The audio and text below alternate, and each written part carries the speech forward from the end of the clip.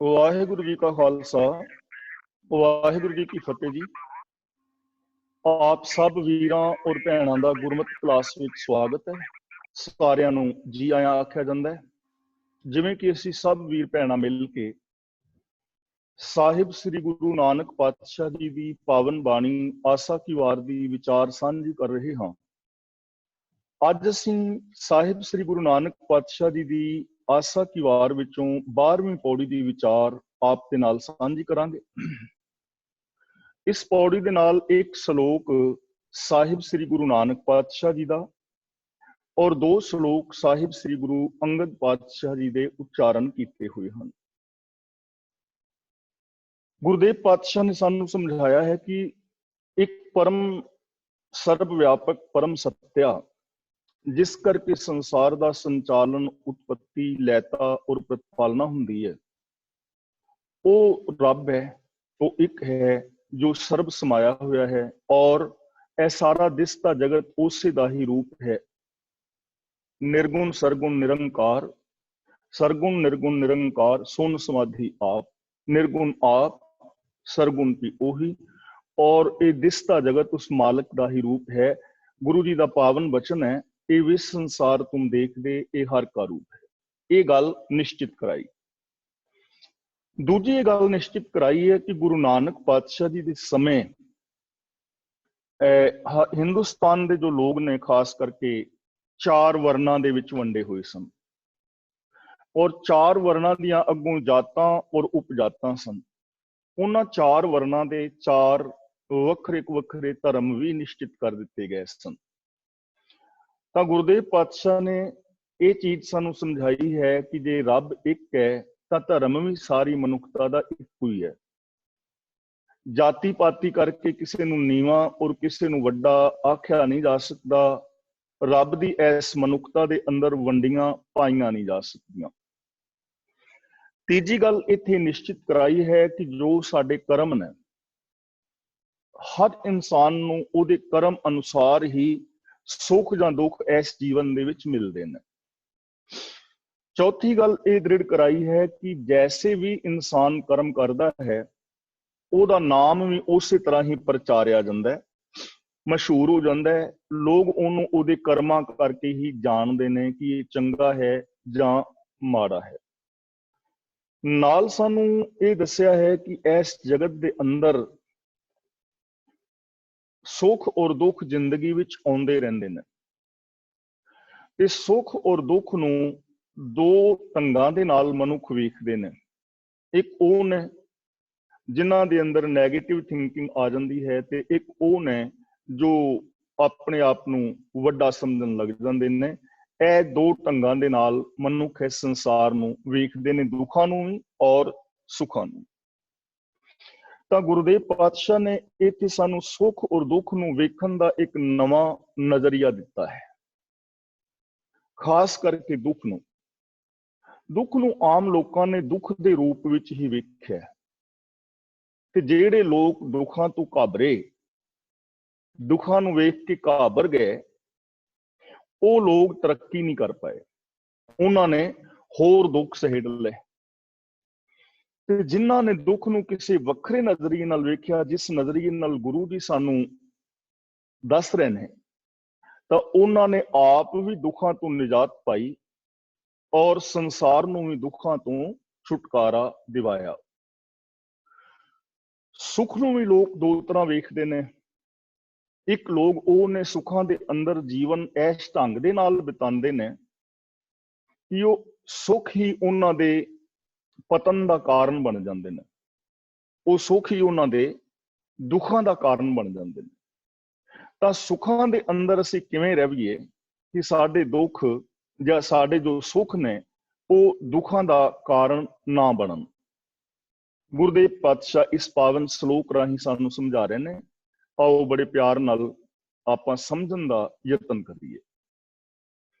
ਗੁਰੂ ਜੀ ਕਹਿੰਦੇ ਹਨ, ਦੁੱਖ ਦਾਰੂ ਸੁਖ ਰੋਗ ਭਇਆ, ਜਾਂ ਸੁਖ ਤਾਮ ਨਾ ਹੋਈ। ਤਾਮ ਦਾ ਮਤਲਬ ਹੈ ਤਦੋਂ, ਉਦੋਂ, ਉਸ ਅਵਸਥਾ ਵਿੱਚ। ਗੁਰੂ ਜੀ ਕਹਿੰਦੇ ਹਨ, ਦੁੱਖ ਮਨੁੱਖ ਵਾਸਤੇ ਦਾਰੂ ਬਣ ਜਾਂਦਾ ਹੈ। ਦੁੱਖ ਮਨੁੱਖ ਵਾਸਤੇ दारू ਬਣ ਜਾਂਦਾ। ਹੁਣ ਅਸੀਂ ਇਹ ਚੀਜ਼ ਨੂੰ ਸਮਝਣ ਦਾ ਯਤਨ ਕਰੀਏ, ਕਿਉਂਕਿ ਅਸੀਂ ਦੁੱਖ ਨੂੰ ਬਹੁਤੀ ਵਾਰੀ ਨੈਗੇਟਿਵ ਰੂਪ ਵਿੱਚ ਲੈਂਦੇ ਹਾਂ।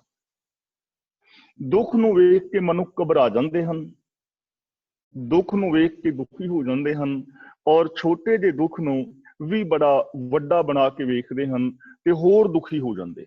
ਜਿਵੇਂ ਜਿਨ੍ਹਾਂ ਦੀ ਨੈਗੇਟਿਵ ਥਿੰਕਿੰਗ ਹੈ, ਜੇ ਕਿਤੇ ਖੱਬੇ ਪਾਸੇ ਥੋੜੀ ਜਿਹੀ ਮਸਲ ਪੇਨ ਹੋ ਜਾਏ ਨਾ, ਤਾਂ ਲੋਕ ਇਹ ਸਮਝਣ ਲੱਗ ਜਾਂਦੇ ਨੇ ਕਿ ਸ਼ਾਇਦ ਮੈਨੂੰ ਹਾਰਟ ਅਟੈਕ ਹੀ ਹੋ ਜਾਣਾ ਹੈ।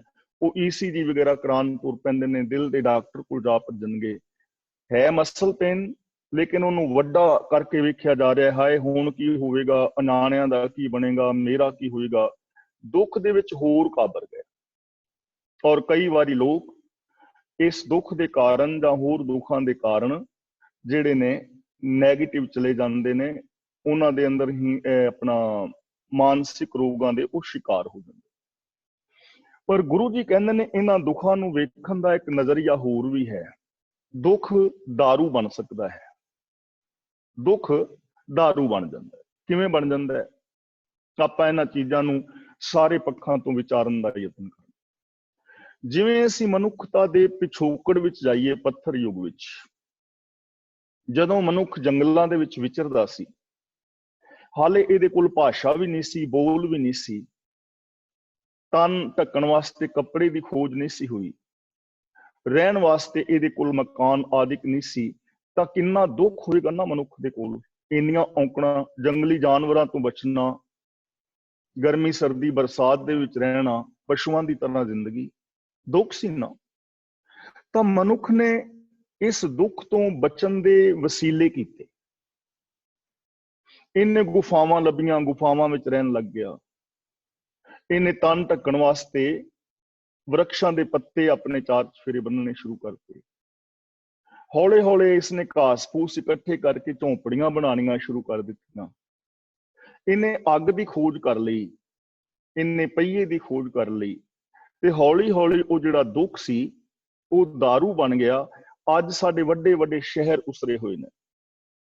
ਜੇ ਉਹ ਦੁੱਖ ਨਾ ਹੁੰਦਾ ਤਾਂ ਸਾਡੇ ਕੋਲ ਅੱਜ ਜਿੰਨੇ ਵੀ ਇੰਜੀਨੀਅਰ ਜਾਂ ਹੋਰ ਜੋ ਕੁਛ ਅੱਜ ਪੈਦਾ ਹੋਇਆ ਹੈ, ਇਹ ਪੈਦਾ ਨਾ ਹੁੰਦਾ। ਉਹ ਦੁੱਖ ਹੀ दारू ਬਣਿਆ। ਪਹਿਲਾਂ ਕਿਤਨੇ ਲੋਕ ਸਨ ਜੋ ਬਿਮਾਰ ਹੋ ਕੇ ਤੇ ਮਰਦੇ ਸਨ। ਕਿੰਨੀਆਂ ਸਾਰੀਆਂ ਮਹਾਮਾਰੀਆਂ ਆਉਂਦੀਆਂ ਸਨ। ਜਿਵੇਂ ਹਰ ਸਾਲ ਹੈਜੇ ਨਾਲ ਮੌਤਾਂ ਹੁੰਦੀਆਂ ਸਨ, ਪਲੇਗ ਨਾਲ ਮੌਤਾਂ ਹੁੰਦੀਆਂ ਸਨ, ਚੇਚਕ ਇੱਕ ਕਿੰਨਾ ਭਿਆਨਕ ਰੋਗ ਸੀ, ਜਾਂ ਹੋਰ ਦੁੱਖ ਸਨ। ਤੇ ਉਹ ਦੁੱਖ दारू ਬਣ ਗਏ। ਮਨੁੱਖ ਨੇ ਖੋਜ ਆਰੰਭ ਕੀਤੀ, ਅੱਜ ਉਹਨਾਂ ਦੁੱਖਾਂ ਤੋਂ ਨਿਜਾਤ ਪਾ ਲਈ ਗਈ। ਹੁਣ ਅੱਜ ਦੇ ਸਮੇਂ ਵਿੱਚ ਅਸੀਂ ਵੇਖ ਰਹੇ ਹਾਂ, ਕਰੋਨਾ ਵਾਇਰਸ ਦੁੱਖ ਬਣਿਆ ਹੋਇਆ ਨਾ। ਪੂਰੀ ਦੀ ਪੂਰੀ ਦੁਨੀਆ ਦੀ ਇਕੋਨਮੀ ਕਿਵੇਂ ਥੱਲੇ ਨੂੰ ਜਾ ਰਹੀ ਹੈ। ਪੂਰੇ ਤੇ ਪੂਰੇ ਦੇਸ਼ ਜਿਹੜੇ ਨੇ ਲੋਕਡਾਊਨ ਕਰ ਦਿੱਤੇ ਗਏ ਨੇ। ਹਰ ਬੰਦਾ ਘਰਾਂ ਦੇ ਵਿੱਚ ਕੈਦ ਹੋ ਗਿਆ। ਲੇਕਿਨ ਇਸ ਦੁੱਖ ਨੇ ਕੁਝ ਲੋਕਾਂ ਨੂੰ, ਜਿਨ੍ਹਾਂ ਦੇ ਕੋਲ ਯੋਗਤਾ ਹੈ, ਜੋ ਡਾਕਟਰ ਨੇ ਜਾਂ ਸਾਇੰਟਿਸਟ ਨੇ, ਉਹਨਾਂ ਨੂੰ ਇੱਕ ਨਵੀਂ ਖੋਜ ਕਰਨ ਵਾਸਤੇ ਲਗਾਇਆ ਹੈ। ਔਰ ਉਹ ਨਵੀਂ ਵੈਕਸੀਨ ਆਦਿ ਖੋਜਣਗੇ। ਇਹ ਦੁੱਖ ਜਿਹੜਾ ਹੈ ਇਹ ਰੋਗ ਬਣ ਗਿਆ ਨਾ ਖੋਜ ਦਾ। ਇਹ ਤੇ ਸੀ ਸਾਡੀ ਆਮ ਜਿਹੜੀ ਗੱਲ ਦੁਨੀਆਦਾਰੀ ਦੀ। ਇਸ ਤੋਂ ਅੱਗੇ ਅਸੀਂ ਵੇਖਦੇ ਹਾਂ ਮਾਨਸਿਕ ਤੌਰ ਤੇ ਜਿਹੜਾ ਦੁੱਖ ਹੁੰਦਾ ਨਾ, ਜਦੋਂ ਸਾਨੂੰ ਮਾਨਸਿਕ ਪਰੇਸ਼ਾਨੀਆਂ ਆਉਂਦੀਆਂ ਨੇ, ਤੇ ਉਦੋਂ ਬੰਦਾ ਫਿਰ ਸੋਚਦਾ ਹੈ ਇਹਨਾਂ ਮਾਨਸਿਕ ਪਰੇਸ਼ਾਨੀਆਂ ਤੋਂ ਬਚਣ ਵਾਸਤੇ ਰੱਬ ਨੂੰ ਯਾਦ ਕਰਦਾ ਹੈ। ਜਿਨ੍ਹਾਂ ਦਾ ਰੱਬ ਦੇ ਵਿੱਚ ਵਿਸ਼ਵਾਸ ਹੈ, ਉਹ ਰੱਬ ਨੂੰ ਯਾਦ ਕਰਦੇ ਨੇ, ਰੱਬੀ ਗੁਣਾਂ ਨੂੰ ਯਾਦ ਕਰਦੇ ਨੇ, ਔਰ ਆਪਣੇ ਜੀਵਨ ਦੀਆਂ ਪਰੇਸ਼ਾਨੀਆਂ ਨੂੰ ਫਿਰ ਉਹ ਵੇਖਦੇ ਨੇ, ਸੈਲਫ ਐਨਾਲਿਸਿਸ ਕਰਦੇ ਨੇ ਕਿ ਇਹ ਰੋਗ ਕਿਉਂ, ਇਹ ਦੁੱਖ ਕਿਉਂ ਆਇਆ। ਤਾਂ ਫਿਰ ਉਹਨਾਂ ਨੂੰ ਸਮਝ ਪੈਂਦੀ ਹੈ ਕਿ ਮੇਰੀ ਇਸ ਮਾੜੀ ਆਦਤ ਕਰਕੇ ਮੇਰੇ ਅੰਦਰ ਇਹ ਰੋਗ ਪੈਦਾ ਹੋਇਆ, ਮੇਰੇ ਰਿਸ਼ਤੇ ਨਾਤੇ ਟੁੱਟ ਗਏ। ਤਾਂ ਉਹਦਾ ਰੀਜ਼ਨ ਕੀ ਸੀ? ਉਹਦਾ ਰੀਜ਼ਨ ਇਹ ਸੀ ਕਿ ਮੇਰੀ ਬੋਲਚਾਲ ਚੰਗੀ ਨਹੀਂ ਸੀ, ਮੇਰਾ ਵਿਹਾਰ ਆਪਣੇ ਸੱਜਣਾ ਮਿੱਤਰਾਂ ਦੇ ਨਾਲ ਚੰਗਾ ਨਹੀਂ ਸੀ। ਜੇ ਫਲਾਂ ਰਿਸ਼ਤੇਦਾਰ ਨੂੰ ਮੈਂ ਐਸ਼ ਢੰਗ ਦੇ ਨਾਲ ਉਦੋਂ ਨਾ ਬੋਲਦਾ ਤੇ ਬੜਾ ਚੰਗਾ ਬੰਦਾ ਸੀ, ਉਹਨੇ ਟੁੱਟਣਾ ਨਹੀਂ ਸੀ। ਜੇ ਸਾਡੇ ਗੁਆਂਢੀ ਦੇ ਨਾਲ ਉਦੋਂ ਮੈਂ ਖਾਮ ਖਾਈ ਨਾ ਲੜਦਾ ਤੇ ਗੁਆਂਢੀਆਂ ਦੇ ਨਾਲ ਬੜਾ ਚੰਗਾ ਤਾਲਮੇਲ ਸੀ। ਹੁਣ ਹੈ ਤੇ ਦੁੱਖ ਸੀ, ਲੇਕਿਨ ਇਹ दारू ਬਣ ਗਿਆ। ਬੰਦੇ ਨੇ ਆਪਣੇ ਜੀਵਨ ਨੂੰ ਸੁਧਾਰਿਆ, ਆਪਣੀ ਬੋਲ ਨੂੰ, ਆਪਣੀ ਸੋਚ ਨੂੰ ਸੁਧਾਰਿਆ, ਤੋ ਇੱਕ ਚੰਗਾ ਇਨਸਾਨ ਬਣ ਗਿਆ। ਦੁੱਖ दारू ਬਣ ਜਾਂਦਾ ਹੈ। ਅਸੀਂ ਦੇਖਦੇ ਹਾਂ ਇਸ ਢੰਗ ਦੇ ਨਾਲ ਜੇ ਅਸੀਂ ਇਹਨਾਂ ਦੁੱਖਾਂ ਨੂੰ ਵੇਖਣ ਦਾ ਯਤਨ ਕਰੀਏ ਤਾਂ ਇਹ ਦੁੱਖ दारू ਹੋ ਸਕਦੇ ਨੇ। ਜੇ ਸਾਡੇ ਅੰਦਰ ਕਿਤੇ ਨੈਗੇਟਿਵਿਟੀ ਹੈ ਤੇ ਅਸੀਂ ਸੋਚੀਏ ਔਰ ਨੈਗੇਟਿਵ ਨੂੰ ਛੱਡ ਕੇ ਪੋਜ਼ਿਟਿਵ ਸੋਚਣਾ ਸ਼ੁਰੂ ਕਰ ਦਈਏ ਤਾਂ ਜੋ ਸਾਡੇ ਅੰਦਰ ਨੈਗੇਟਿਵਿਟੀ ਆਈ ਉਹ ਸਾਡੇ ਵਾਸਤੇ दारू ਬਣ ਜਾਏਗੀ ਪੋਜ਼ਿਟਿਵ ਸੋਚਣ ਵਾਸਤੇ, ਔਰ ਅਸੀਂ ਬਹੁਤ ਕੁਝ ਕਾਰ ਗੁਜ਼ਰਾਂਗੇ। ਸਾਡੇ ਜੀਵਨ ਸਫਰ ਦੇ ਅੰਦਰ ਕੋਈ ਰੁਕਾਵਟ ਆਈ ਤੇ ਅਸੀਂ ਉਸ ਰੁਕਾਵਟ ਨੂੰ ਪਾਰ ਕੀਤਾ, ਸਾਡੇ ਕੋਲ ਇੱਕ ਤਜਰਬਾ ਆ ਗਿਆ ਤੇ ਅਸੀਂ ਉਹ ਆਪਣਾ ਤਜਰਬਾ ਦੂਜੇ ਲੋਕਾਂ ਦੇ ਨਾਲ ਸਾਂਝਾ ਕਰ ਸਕਾਂਗੇ। ਜਦੋਂ ਕਿਸੇ ਹੋਰ ਨੂੰ ਮੁਸੀਬਤ ਆਏਗੀ ਅਸੀਂ ਦੂਜੇ ਲੋਕਾਂ ਨੂੰ ਗਾਈਡ ਕਰਨ ਵਾਲੇ ਬਣ ਜਾਵਾਂਗੇ, ਤਾਂ ਦੁੱਖ दारू ਬਣ ਗਿਆ ਨਾ। ਇਸ ਲਈ ਸਾਨੂੰ ਚਾਹੀਦਾ ਹੈ ਕਿ ਅਸੀਂ ਇਸ ਐਂਗਲ ਦੇ ਨਾਲ ਸੋਚੀਏ। ਜੇ ਕੋਈ ਜ਼ਿੰਦਗੀ ਵਿੱਚ ਮੁਸੀਬਤ ਆਉਂਦੀ ਹੈ, ਦੁੱਖ ਆਉਂਦਾ ਹੈ, ਕੋਈ ਪਰੇਸ਼ਾਨੀ ਆਉਂਦੀ ਹੈ, ਉਹ ਚਾਹੇ ਮਾਨਸਿਕ ਜਾਂ ਬੌਧਿਕ ਹੈ, ਤਾਂ ਅਸੀਂ ਉਹਦਾ ਹੱਲ ਲੱਭਣ ਦਾ ਯਤਨ ਕਰੀਏ ਔਰ ਇਹ ਸੋਚੀਏ ਕਿ ਇਹ ਦੁੱਖ ਜੋ ਆਇਆ ਹੈ, ਪਰੇਸ਼ਾਨੀ ਆਈ ਹੈ, ਇਹ ਮੇਰੇ ਵਿਕਾਸ ਵਾਸਤੇ ਆਈ ਹੈ, ਮੇਰੇ ਵਿਕਾਸ ਵਾਸਤੇ ਆਈ ਹੈ। ਹੁਣ ਸਾਡੀ ਕੋਈ ਚੀਜ਼ ਗਿਰ ਗਈ, ਮੰਨ ਲਓ ਸਪੋਜ਼ ਕਿ ਸਾਡਾ ਇੱਕ ਪੈਨ ਡਿੱਗ ਪਿਆ, ਪੈਨ ਬੜਾ ਕੀਮਤੀ ਸੀ, ਗਿਰ ਗਿਆ, ਨਹੀਂ ਸੀ ਡਿੱਗਣਾ ਚਾਹੀਦਾ, ਨੁਕਸਾਨ ਹੋਇਆ। ਪਰ ਇੱਕ ਬੰਦਾ ਤੇ ਉਹ ਹੈ ਜੋ ਚੋਰੀ ਹੋਏ ਪੈਨ ਨੂੰ ਜਾਂ ਡਿੱਗੇ ਹੋਏ ਪੈਨ ਵਾਸਤੇ ਹੀ ਕਲਪੀ ਜਾ ਰਿਹਾ ਹੈ। ਕੀ ਹੋਏਗਾ? ਪੈਨ ਕਲਪਨ ਦੇ ਨਾਲ ਮਿਲਣਾ ਤੇ ਨਹੀਂ, ਲੱਭਿਆ ਨਹੀਂ, ਤੇ ਦੂਜਾ ਬੰਦਾ ਕੀ ਕਰੇਗਾ? ਨਵਾਂ ਪੈਨ ਲਵੇਗਾ ਔਰ ਫਿਰ ਪੋਜ਼ਿਟਿਵ ਸੋਚੇਗਾ ਕਿ ਜੇ ਉਹ ਨਾ ਗਵਾਚਦਾ ਤੇ ਮੇਰੇ ਕੋਲ ਨਵਾਂ ਨਹੀਂ ਸੀ ਹੋਣਾ। ਇਸ ਲਈ ਜੇ ਮੇਰੇ ਕੋਲ ਕੋਈ ਚੀਜ਼ ਖੁਸ਼ੀ ਹੈ ਤਾਂ ਕੁਦਰਤ ਮੇਰੇ ਹੱਥ ਦੇ ਅੰਦਰ ਕੋਈ ਨਵੀਂ ਚੀਜ਼ ਦੇਣਾ ਚਾਹੁੰਦੀ ਹੈ। ਜੇ ਮੇਰਾ ਇੱਕ ਰਾਸਤਾ ਬੰਦ ਹੋਇਆ ਤਾਂ ਕੁਦਰਤ ਮੇਰੇ ਵਾਸਤੇ ਦੂਜਾ ਰਾਸਤਾ ਖੋਲਣਾ ਚਾਹੁੰਦੀ ਹੈ। ਇਸ ਤਰ੍ਹਾਂ ਬੰਦੇ ਦਾ ਵਿਕਾਸ ਹੋਏਗਾ। ਸਾਡੇ ਦੁੱਖ ਵੀ दारू ਬਣ ਸਕਦੇ ਨੇ। ਅਗਲਾ ਬਚਨ ਹੈ ਸੁਖ ਰੋਗ ਭਇਆ। ਤੇ ਜਿਹੜੇ ਸੁਖ ਨੇ ਬਹੁਤਾਤ ਗਿਣਤੀ ਵਾਸਤੇ ਉਹ ਰੋਗ ਬਣ ਜਾਂਦੇ ਨੇ। ਬਹੁਤਾਤ ਗਿਣਤੀ ਲਈ, ਸਾਰਿਆਂ ਲਈ ਨਹੀਂ, ਕਿਉਂਕਿ ਕੁਝ ਲੋਕ ਗਿਆਨਵਾਨ ਹੁੰਦੇ ਨੇ ਜੋ ਰੋਗਾਂ ਨੂੰ ਵੀ ਪੋਜ਼ਿਟਿਵ ਵੇਖਦੇ ਨੇ ਔਰ ਸੁੱਖਾਂ ਦੇ ਅੰਦਰ ਵੀ ਸੁਚੇਤ ਰਹਿੰਦੇ ਨੇ। ਪਰ ਕੁਝ ਲੋਕ ਸੁੱਖਾਂ ਦੇ ਅੰਦਰ ਉਹਨਾਂ ਸੁੱਖਾਂ ਨੂੰ ਰੋਗ ਬਣਾ ਦਿੰਦੇ ਨੇ। ਕਿਵੇਂ? ਮੰਨ ਲਓ ਅਸੀਂ ਬਿਲਕੁਲ ਤੰਦਰੁਸਤ ਹਾਂ ਤੇ ਤੰਦਰੁਸਤ ਹੁੰਦੇ ਹੋਏ ਅਸੀਂ ਖਾ ਰਹੇ ਹਾਂ ਖੁਰਾਕ ਚੰਗੀ, ਲੇਕਿਨ ਸੈਰ ਨਹੀਂ ਕਰਦੇ, ਕਸਰਤ ਨਹੀਂ ਕਰਦੇ।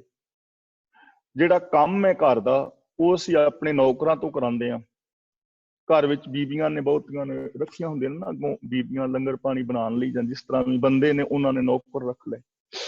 ਹੁਣ ਰਾਸ਼ਨ ਪਾਣੀ ਅਸੀਂ ਚੰਗਾ ਛਕ ਰਹੇ ਹਾਂ, ਸਵੇਰੇ 2-3 ਪਰੌਂਠੇ ਖਾ ਲੈਂਦੇ ਹਾਂ ਦਹੀਂ ਦੇ ਨਾਲ, ਦੁਪਹਿਰ ਵੇਲੇ ਅਸੀਂ ਕੋਈ 2 ਗੁਲਾਬ ਜਾਮਣ ਵੀ ਖਾ ਲੈਂਦੇ ਹਾਂ, 2 ਸਮੋਸੇ ਵੀ ਖਾ ਲੈਂਦੇ ਹਾਂ, ਸ਼ਾਮ ਨੂੰ ਅਸੀਂ ਰੋਟੀ ਨਾਲ ਰਸ ਮਲਾਈ ਵੀ ਖਾ ਲੈਂਦੇ ਹਾਂ, ਥੋੜੀ ਖੀਰ ਵੀ ਖਾ ਲੈਂਦੇ ਹਾਂ, 2 ਗਰਮ ਗੁਲਾਬ ਜਾਮਣ ਵੀ ਖਾ ਲੈਂਦੇ ਹਾਂ, 2-3 ਵਾਰੀ ਕੋਕ ਵੀ ਪੀ ਲੈਂਦੇ ਹਾਂ, ਹਫ਼ਤੇ ਵਿੱਚ 2-3 ਵਾਰੀ ਪੀਜ਼ਾ ਵੀ ਮੰਗਾ ਲਈਦਾ, ਫਿਰ ਰੈਸਟੋਰੈਂਟ ਤੇ ਵੀ ਜਾ ਕੇ ਖਾ ਆਉਂਦੇ ਹਾਂ। ਤਾਂ ਕੀ ਹੋਏਗਾ? ਵੇਟ ਵਧੇਗਾ। ਵੇਟ ਵਧਣ ਦੇ ਨਾਲ ਹੋਰ ਰੋਗ ਲੱਗਣਗੇ। ਤਾਂ ਇਹ ਸੁੱਖ ਰੋਗ ਬਣ ਗਿਆ ਨਾ।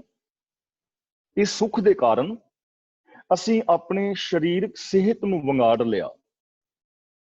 ਇਸੇ ਤਰ੍ਹਾਂ ਸਾਨੂੰ ਕੋਈ ਮਾਨਸਿਕ ਪ੍ਰੋਬਲਮ ਨਹੀਂ ਹੈ ਤਾਂ ਫਿਰ ਅਸੀਂ ਕੀ ਕਰਾਂਗੇ? ਘਰ ਦੇ ਵਿੱਚ ਵਿਹਲੇ ਹਾਂ, ਵਿਹਲੇ ਬੈਠੇ ਟੀਵੀ ਦੇਖ ਰਹੇ ਹਾਂ, ਟਿਕਟੌਕ ਤੇ ਫਿਲਮਾਂ ਬਣਾ ਰਹੇ ਹਾਂ, ਟਿਕਟੌਕ ਦੇਖੀ ਜਾ ਰਹੇ ਹਾਂ, WhatsApp ਤੇ ਅੰਗੂਠਾ ਘੁੰਮ ਰਿਹਾ ਹੈ, Facebook ਤੇ ਅੰਗੂਠਾ ਘੁੰਮ ਰਿਹਾ ਹੈ। ਤਾਂ ਇਹ ਸੁੱਖ ਰੋਗ ਬਣ ਗਿਆ ਨਾ। ਚਾਹੀਦਾ ਤੇ ਇਹ ਸੀ ਕਿ ਸਾਡੇ ਕੋਲ ਇੰਨਾ ਟਾਈਮ ਬਚਿਆ ਤੇ ਅਸੀਂ ਕੋਈ ਜਰਨਲ ਨੌਲੇਜ ਦੀ ਕਿਤਾਬ ਪੜ੍ਹ ਲਈਏ, ਕੋਈ ਸਾਇੰਸ ਦੀ ਪੜ੍ਹ ਲਈਏ, ਗੁਰਬਾਣੀ ਦੇ ਅਰਥ ਭਾਵ ਪੜ੍ਹ ਲਈਏ, ਇਤਿਹਾਸ ਵਾਚ ਲਈਏ, ਹੋਰ ਬਹੁਤ ਕੁਛ ਪੜ੍ਹਨ ਵਾਸਤੇ ਮੋਟੀਵੇਸ਼ਨਲ ਬੁੱਕਸ ਨੇ ਬਹੁਤ ਸਾਰੀਆਂ, ਉਹ ਪੜ੍ਹ ਲਈਏ। ਅਸੀਂ ਚੰਗੀ ਸਿਹਤ ਕਿਵੇਂ ਰੱਖ ਸਕਦੇ ਹਾਂ ਉਹ ਪੜ੍ਹ ਲਈਏ, ਲੇਕਿਨ ਅਸਾਂ ਨਹੀਂ ਪੜ੍ਹਿਆ ਤਾਂ ਇਹ ਸੁੱਖ ਰੋਗ ਬਣ ਗਿਆ ਨਾ। ਸਾਡੇ ਜੀਵਨ ਦਾ ਵਿਕਾਸ ਨਹੀਂ ਹੋਇਆ। ਇੱਕ ਬੱਚਾ ਹੈ, ਉਹਨੂੰ ਸੁੱਖ ਮਿਲਿਆ ਹੋਇਆ ਹੈ, ਉਹ ਕੋਈ ਕੰਮ ਵਗੈਰਾ ਨਹੀਂ ਕਰਦਾ, ਤੇ ਜਦੋਂ ਉਹਦੇ ਸਿਰ ਤੇ ਜ਼ਿੰਮੇਵਾਰੀ ਪਵੇਗੀ, ਉਹ ਸੁੱਖ ਹੀ ਉਹਦੇ ਵਾਸਤੇ ਰੋਗ ਬਣ ਜਾਏਗਾ। ਪਹਿਲੀ ਗੱਲ। ਦੂਜੀ ਗੱਲ ਇਹ ਹੈ ਕਿ ਜਦੋਂ ਸਾਡੇ ਕੋਲ ਦੁਨਿਆਵੀ ਸੁੱਖ ਆਉਂਦੇ ਨੇ, ਧਨ ਸੰਪਦਾ ਆਦਿਕ ਆਉਂਦੀ ਹੈ, ਤਾਂ ਸਾਰਿਆਂ ਦੀ ਗੱਲ ਨਹੀਂ ਹੈ, ਇਹ ਬਹੁਤਾਤ ਗਿਣਤੀ ਦੀ ਗੱਲ ਹੈ। ਹਮੇਸ਼ਾ ਪਰਸੈਂਟੇਜ ਦੇ ਨਾਲ ਇਹ ਗੱਲ ਹੁੰਦੀ ਹੈ। ਤਾਂ ਬਹੁਤੇ ਲੋਕ ਐਸ਼ੋ ਇਸ਼ਰਤ ਵਿੱਚ ਪੈ ਜਾਂਦੇ ਨੇ। ਬਹੁਤੇ ਲੋਕ ਸ਼ਰਾਬ ਪੀਣ ਲੱਗ ਗਏ, ਨਸ਼ੇ ਕਰਨ ਲੱਗ ਗਏ, ਫਿਲਮਾਂ ਦੇ ਚੱਕਰ ਵਿੱਚ ਪੈ ਗਏ, ਭੈੜੀ ਸੰਗਤ ਵਿੱਚ ਪੈ ਗਏ, ਵਿਕਾਰ ਸਹੇੜ ਲਏ, ਕਾਮ ਕ੍ਰੋਧ ਵਿੱਚ ਖਚਤ ਹੋ ਗਏ। ਤਾਂ ਇਹ ਜਿਹੜਾ ਸੁੱਖ ਸੀ ਉਹਨਾਂ ਵਾਸਤੇ ਰੋਗ ਬਣ ਗਿਆ। ਇਸ ਤਰ੍ਹਾਂ ਅਸੀਂ ਸਮਝ ਸਕਦੇ ਹਾਂ, ਦੁੱਖ ਦਾਰੂ, ਸੁੱਖ ਰੋਗ ਪਿਆ। ਇਸ ਨਜ਼ਰੀਏ ਦੇ ਨਾਲ ਅਸਾਂ ਵੇਖਣਾ ਹੈ। ਸੁੱਖ ਦੇ ਅੰਦਰ ਅਸਾਂ ਸੁਚੇਤ ਰਹਿਣਾ ਹੈ। ਦੇਖੋ ਹੁਣ ਅਸੀਂ ਸਾਰੇ ਹੀ, ਮੈਂ ਵੀ ਹਾਂ, ਤੁਸੀਂ ਵੀ, ਅਸੀਂ ਸਾਰੇ ਚਸ਼ਮੇ ਲਾ ਕੇ ਬੈਠੇ ਨਾ। ਕਿਉਂ? ਕਿਉਂਕਿ ਸਾਡੇ ਵਾਸਤੇ ਸੁੱਖ ਰੋਗ ਬਣ ਗਿਆ। ਜਦੋਂ ਅਸੀਂ ਬੱਚੇ ਸੀ, ਸਾਡੀਆਂ ਅੱਖਾਂ ਬਿਲਕੁਲ ਠੀਕ ਸੀ। ਜੇ ਤਾਂ ਜਮਾਂਦਰੂ ਪ੍ਰੋਬਲਮ ਹੈ, ਉਹ ਵੱਖਰੀ ਹੈ, ਪਰ ਅਸੀਂ ਅੱਖਾਂ ਵੱਲ ਧਿਆਨ ਨਹੀਂ ਦਿੱਤਾ। ਸੁੱਖ ਸੀ, ਠੀਕ, ਅੱਖਾਂ ਕੰਮ ਕਰ ਰਹੀਆਂ ਨੇ, ਨਾ ਅਸੀਂ ਕਦੇ ਦਿਨ ਦੇ ਵਿੱਚ 2-3 ਵਾਰੀ ਪਾਣੀ ਦੇ ਛਿੱਟੇ ਮਾਰੇ, ਨਾ ਅਸੀਂ ਅੱਖਾਂ ਦੀ ਕੋਈ ਕਸਰਤ ਕੀਤੀ, ਨਾ ਹੀ ਅਸੀਂ ਵਿਟਾਮਿਨ ਏ ਵਗੈਰਾ ਲਿਆ ਜੋ ਸਾਡੀਆਂ ਅੱਖਾਂ ਨੂੰ ਸਾਰੀ ਜ਼ਿੰਦਗੀ ਠੀਕ ਰੱਖ ਸਕੇ। ਤਾਂ ਅੱਜ ਸਾਨੂੰ ਚਸ਼ਮਾ ਲਾਣਾ ਪੈ ਗਿਆ। ਸਾਡੇ ਦੰਦ ਖਰਾਬ ਹੋ ਗਏ ਉਮਰ ਤੋਂ ਪਹਿਲਾਂ। ਤਾਂ ਰੀਜ਼ਨ ਕੀ ਹੈ? ਦੰਦਾਂ ਦੀ ਸਫਾਈ ਜਿਵੇਂ ਡਾਕਟਰ ਲੋਕ ਦੱਸਦੇ ਨੇ, ਉਸ ਢੰਗ ਦੇ ਨਾਲ ਨਹੀਂ ਕੀਤੀ। ਦੰਦਾਂ ਨੂੰ ਕੈਲਸ਼ੀਅਮ ਦੀ ਜ਼ਰੂਰਤ ਸੀ, ਸਫਾਈ 2 ਟਾਈਮ ਅਸੀਂ ਕਰਨੀ ਸੀ, ਰਾਤ ਬਰਸ਼ ਕਰਕੇ ਸੌਂਦੇ, ਸਵੇਰੇ ਨਾਸ਼ਤੇ ਤੋਂ ਬਾਅਦ ਫਿਰ ਬਰਸ਼ ਆਦਿ ਕਰਦੇ, ਔਰ ਸਫਾਈ ਰੱਖਦੇ। ਜੋ ਸਾਨੂੰ ਦੰਦਾਂ ਵਾਸਤੇ ਸਹੀ ਖੁਰਾਕ ਚਾਹੀਦੀ, ਉਹ ਨਹੀਂ ਕੀਤਾ। ਤਾਂ ਸੁੱਖ ਜਿਹੜਾ ਹੈ ਸਾਡੇ ਵਾਸਤੇ ਰੋਗ ਬਣ ਗਿਆ। ਤਾਂ ਸੁੱਖਾਂ ਦੇ ਅੰਦਰ ਸੁਚੇਤ ਰਹਿਣਾ ਹੈ, ਪਹਿਲੀ ਗੱਲ। ਤੇ ਦੁੱਖਾਂ ਦੇ ਅੰਦਰ ਅਸੀਂ ਘਾਬਰਨਾ ਨਹੀਂ, ਉਹਨਾਂ ਨੂੰ ਦਾਰੂ ਬਣਾਉਣਾ ਹੈ, ਉਹਨਾਂ ਦਾ ਹੱਲ ਲੱਭਣ ਦਾ ਯਤਨ ਕਰਨਾ ਹੈ। ਤਾਂ ਇਸ ਤਰ੍ਹਾਂ ਸਾਡੇ ਦੁੱਖ ਦਾਰੂ ਬਣ ਜਾਣਗੇ ਔਰ ਸੁੱਖ ਸਾਡੇ ਰੋਗ ਹੋ ਜਾਣਗੇ, ਜੇ ਸੁਚੇਤ ਨਹੀਂ ਰਹਾਂਗੇ। ਜੇ ਸੁਚੇਤ ਰਹਾਂਗੇ ਤਾਂ ਅਸੀਂ ਸੁੱਖ ਦਾ ਆਨੰਦ ਮਾਣ ਸਕਾਂਗੇ। ਹੁਣ ਅਗਲਾ ਬਚਨ ਕਰਦੇ ਨੇ, ਜਾਂ ਸੁੱਖ ਤਾਮ ਨਾ ਹੋਈ। ਜਦੋਂ ਸਾਨੂੰ ਆਤਮਿਕ ਸੁੱਖ ਮਿਲ ਜਾਂਦਾ ਨਾ, ਕਿਉਂਕਿ ਆਤਮਿਕ ਸੁੱਖ, ਮਾਨਸਿਕ ਬੌਧਿਕ ਸੁੱਖ ਮਿਲਣਾ ਹੈ ਗਿਆਨ ਦੇ ਨਾਲ, ਕਾਮਨ ਸੈਂਸ ਦੇ ਨਾਲ। ਤੇ ਜਦੋਂ ਮਨੁੱਖ ਨੂੰ ਕਾਮਨ ਸੈਂਸ ਮਿਲਦੀ ਹੈ, ਉਹਨੂੰ ਇਹਨਾਂ ਚੀਜ਼ਾਂ ਬਾਰੇ ਗਿਆਨ ਹੁੰਦਾ ਹੈ, ਤੇ ਉਹ ਇਸ ਗਿਆਨ ਦੇ ਨਾਲ ਆਤਮਿਕ, ਮਾਨਸਿਕ, ਬੌਧਿਕ ਸੁੱਖ ਪਾ ਲੈਂਦਾ ਹੈ। ਫਿਰ ਉਹਨੂੰ ਦੁੱਖ ਨਹੀਂ ਹੁੰਦਾ, ਫਿਰ ਆਤਮਿਕ ਦੁੱਖ ਨਹੀਂ ਹੁੰਦਾ, ਫਿਰ ਮਾਨਸਿਕ ਪਰੇਸ਼ਾਨੀਆਂ ਨਹੀਂ ਹੁੰਦੀਆਂ। ਸੁੱਖਾਂ ਵਿੱਚ ਉਹ ਹੰਕਾਰੀ ਨਹੀਂ ਹੁੰਦਾ, ਤੇ ਦੁੱਖਾਂ ਦੇ ਅੰਦਰ ਉਹ ਘਾਬਰਦਾ ਨਹੀਂ, ਉਹ ਸਹਿਜ ਅਵਸਥਾ ਦੇ ਵਿੱਚ ਵਿਚਰਦਾ ਹੈ। ਤੇ ਜੇ ਅਸੀਂ ਇਸ ਢੰਗ ਦੇ ਨਾਲ ਵੇਖੀਏ ਤਾਂ ਇਸ ਢੰਗ ਦੇ ਨਾਲ ਜ਼ਿੰਦਗੀ ਜੀਵੀ ਜਾ ਸਕਦੀ ਹੈ। ਗੁਰੂ ਜੀ ਸਾਨੂੰ ਇਹ ਨਵਾਂ ਐਂਗਲ ਦੇ। ਅਗਲਾ ਬਚਨ ਕਰਦੇ ਨੇ, ਤੂੰ ਕਰਤਾ ਕਰਨਾ, ਇੱਥੇ ਵਿਸਰਾਮ ਲਗਾਣਾ ਹੈ। ਤੂੰ ਕਰਤਾ ਕਰਨਾ, ਮੈਂ ਨਾਹੀਂ, ਜਾਹੋਂ ਕਰੀ ਨਾ ਹੋਈ। ਕਿ ਹੇ ਮਾਲਕ, ਤੂੰ ਕਰਤਾ ਹੈ, ਜੋ ਕੁਛ ਤੂੰ ਕਰ ਰਿਹਾ ਹੈ ਤੂੰ ਕਰ ਰਿਹਾ ਹੈ, ਮੈਂ ਨਹੀਂ, ਮੇਰੇ ਤੋਂ ਕੁਛ ਨਹੀਂ ਹੋ ਸਕਦਾ। ਜਾਹੋਂ ਕਰੀ ਨਾ ਹੋਈ, ਜੋ ਮੈਂ ਕਰਦਾ ਹਾਂ ਉਹ ਨਹੀਂ ਹੁੰਦਾ। ਹੁਣ ਇਹਦੀ ਐਕਸਪਲੇਨੇਸ਼ਨ ਸਾਡੇ ਵੀਰਾਂ ਨੇ ਜਾਂ ਅਸੀਂ ਆਪ ਬਹੁਤ ਗਲਤ ਢੰਗ ਨਾਲ ਕੀਤੀ ਹੈ। ਤੇ ਅਸੀਂ ਇਹ ਸਮਝ ਲੈਂਦੇ ਹਾਂ ਵੀ ਰੱਬ ਹੁਣ ਜੋ ਕਰੇਗਾ ਉਹ ਵੀ ਮੇਰੇ ਕੀਤਿਆਂ ਤੇ ਕੁਛ ਵੀ ਨਹੀਂ ਹੋਣਾ।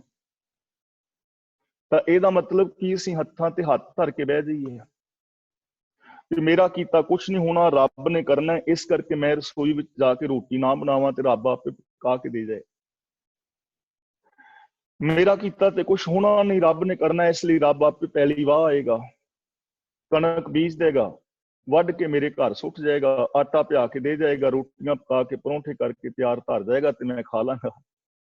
ਫਿਰ ਤਾਂ ਇਹੀ ਹਾਲ ਨਿਕਲਿਆ ਨਾ। ਪਰ ਇਹ ਨਹੀਂ ਹੈ। ਇਹਦਾ ਮਤਲਬ ਹੈ ਕਿ ਰੱਬ ਕਰ ਰਿਹਾ ਹੈ, ਰੱਬ ਦਾ ਸਿਸਟਮ, ਰੱਬ ਦਾ ਹੁਕਮ ਇਸ ਦੁਨੀਆ ਨੂੰ ਚਲਾ ਰਿਹਾ ਹੈ। Law of nature, law of nature ਤੋਂ ਬਾਹਰ ਮੇਰਾ ਕੀਤਾ ਕੁਛ ਨਹੀਂ ਹੋ ਸਕਦਾ। ਜੇ ਮੈਂ ਬਰਫ਼ ਦੀ ਸਿੱਲੀ ਤੇ ਆਟਾ ਗੁੰਨ ਕੇ ਰੋਟੀਆਂ ਪਕਾਉਣਾ ਚਾਹਾਂ ਤਾਂ ਨਹੀਂ ਪਕਣਗੀਆਂ, ਅੱਗ ਤੇ ਪਕਣਗੀਆਂ। ਜੇ ਮੈਂ ਤਵੇ ਦੇ ਉੱਤੇ ਆਈਸਕ੍ਰੀਮ ਜਮਾਣੀ ਚਾਹਾਂ ਤਾਂ ਨਹੀਂ ਜੰਮੇਗੀ, ਫ੍ਰਿਜ ਵਿੱਚ ਜੰਮੇਗੀ ਨਾ। ਜੇ ਮੈਂ ਕਾਰਬਨ ਮੋਨੋਆਕਸਾਈਡ ਨਾਲ ਜਿੰਦਾ ਰਹਿਣਾ ਚਾਹਾਂ ਤਾਂ ਨਹੀਂ ਰਹਿ ਸਕਦਾ। ਯਾਨੀ ਰੱਬ ਦੇ ਜੋ ਬਣਾਏ ਕੁਦਰਤ ਦੇ ਨਿਯਮ ਨੇ, ਉਹਨਾਂ ਤੋਂ ਬਾਹਰ ਮਾਲਕ ਮੇਰਾ ਕੀਤਾ ਕੁਝ ਨਹੀਂ ਹੋ ਸਕਦਾ। ਤੇਰੇ ਰਜ਼ਾ ਦੇ ਵਿੱਚ ਮੈਂ ਸਭ ਕੁਝ ਕਰ ਸਕਦਾ।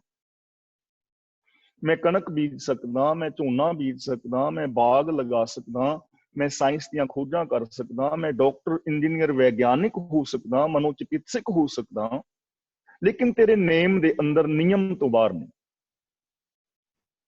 ਜੋ ਕੁਝ ਵੀ ਇਹ ਨਿਯਮ ਦੇ ਅੰਦਰ ਹੈ, ਹੁਣ ਮੰਨ ਲਓ ਇੱਕ ਸਾਈਕੈਟ੍ਰਿਕ ਹੈ ਤੇ ਉਹ ਦਵਾਈਆਂ ਦਿੰਦਾ ਹੈ, ਤੇ ਜੇ ਇੱਕ ਸਾਈਕੈਟ੍ਰਿਕ ਵੀਰ ਨੂੰ ਅਸੀਂ ਕਹੀਏ ਕਿ ਤੂੰ ਦਿਲ ਦਾ ਆਪਰੇਸ਼ਨ ਕਰ, ਹਾਲਾਂਕਿ ਉਹ ਡਾਕਟਰ, ਦੇਖੋ ਉਹਦੀ ਯੋਗਤਾ ਹੈ, ਪਰ ਉਹ ਦਿਲ ਦਾ ਆਪਰੇਸ਼ਨ ਨਹੀਂ ਨਾ ਕਰ ਪਾਏਗਾ। ਰੀਜ਼ਨ, ਕਿਉਂਕਿ ਉਹਨੇ ਸਟੱਡੀ ਦਿਮਾਗ ਦੀ ਕੀਤੀ ਹੈ, ਦਿਲ ਦੀ ਉਹਨੇ ਸਟੱਡੀ ਆਪਰੇਸ਼ਨ ਦੀ ਨਹੀਂ ਕੀਤੀ। ਇਸ ਤਰ੍ਹਾਂ ਹੁਕਮ ਦੇ ਅੰਦਰ, ਸਿਸਟਮ ਦੇ ਅੰਦਰ ਸਭ ਕੁਝ ਬੰਦਾ ਕਰ ਸਕਦਾ ਹੈ, ਹੁਕਮ ਤੋਂ ਬਾਹਰ ਨਹੀਂ। ਤਾਂ ਇਟ ਮੀਨਸ ਦੁੱਖ ਔਰ ਸੁੱਖ ਸਾਰੇ ਹੁਕਮ ਦੇ ਵਿੱਚ ਨੇ। ਅਸੀਂ ਹੁਕਮ ਦੇ ਅੰਦਰ, ਸਿਸਟਮ ਦੇ ਅੰਦਰ, ਲਾ ਆਫ ਨੇਚਰ ਦੇ ਅੰਦਰ ਰਹਿ ਕੇ ਇਹਨਾਂ ਚੀਜ਼ਾਂ ਨੂੰ ਸਮਝਣਾ ਹੈ ਔਰ ਜ਼ਿੰਦਗੀ ਜੀਣੀ ਹੈ। ਤੇ ਜਿਹਦਾ ਕੁਦਰਤ ਦੇ ਵਿੱਚ ਜੋ ਕਰਤਾ ਕਰਨਾ ਹੈ, ਜਿਹਨੇ ਸਾਰੀ ਰਚਨਾ ਰਚੀ ਹੈ, ਉਹ ਕਿੱਥੇ ਹੈ? ਹੁਣ ਕੋਈ ਪੁੱਛੇ ਵੀ ਉਹ ਕਿੱਥੇ ਹੈ, ਜਿਸ ਕਰਕੇ ਮੈਂ ਉਹਦੇ ਚਰਨਾਂ ਵਿੱਚ ਝੁਕਾਂ, ਉਹਨੂੰ ਮਿਲਾਂ ਜਾਂ ਉਹਦੀ ਨਾਲ ਜੁੜਾਂ। ਕਿਹੜਾ ਉਹਦਾ ਦੇਸ਼ ਹੈ, ਕਿਹੜੀ ਉਹਦੀ ਜਗ੍ਹਾ ਹੈ? ਉਹ ਸੱਚਖੰਡ ਵਿੱਚ ਕਿੱਥੇ ਹੈ? ਉਹ ਬੈਕੁੰਠ ਧਾਮ ਵਿੱਚ ਹੈ? ਉਹ ਸਵਰਗ ਵਿੱਚ ਹੈ? ਉਹ ਜੰਨਤ ਵਿੱਚ ਹੈ? ਉਹ ਅਰਸ਼ਾਂ ਕੁਰਸ਼ਾਂ ਤੇ ਕਿੱਥੇ ਹੈ?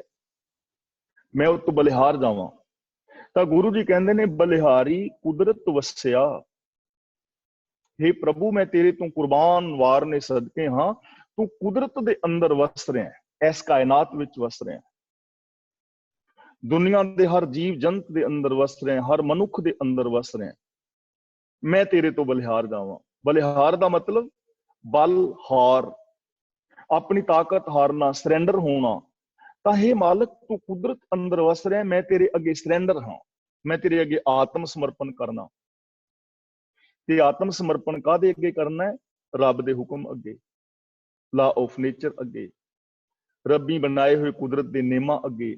ਜੇ ਉਹਦੇ ਅੱਗੇ ਆਤਮ ਸਮਰਪਣ ਹਰ ਬੰਦਾ ਕਰ ਦੇਵੇ, ਉਹਨਾਂ ਨਿਯਮਾਂ ਅਨੁਸਾਰ, ਭਾਣੇ ਅਨੁਸਾਰ ਜ਼ਿੰਦਗੀ ਜੀਵੇ, ਤਾਂ ਕਿਤਨਾ ਸੁਹਾਵਣਾ ਸੰਸਾਰ ਹੋ ਜਾਏਗਾ।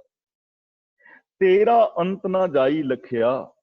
हे ਮਾਲਕ, ਤੇਰਾ ਅੰਤ ਨਹੀਂ ਲੱਭਿਆ ਜਾ ਸਕਦਾ। ਜੇ ਕੋਈ ਕਹੇ ਕਿ ਕੁਦਰਤ ਦਾ ਕੋਈ ਅੰਤ ਲੱਭ ਲਵੇ, ਕਿ ਇਹ ਕੁਦਰਤ ਕਿੱਥੋਂ ਸ਼ੁਰੂ ਹੁੰਦੀ ਹੈ ਤੇ ਕਿੱਥੇ ਖਤਮ ਹੋ ਜਾਂਦੀ ਹੈ, ਲੱਭ ਨਹੀਂ ਪਾਏਗਾ।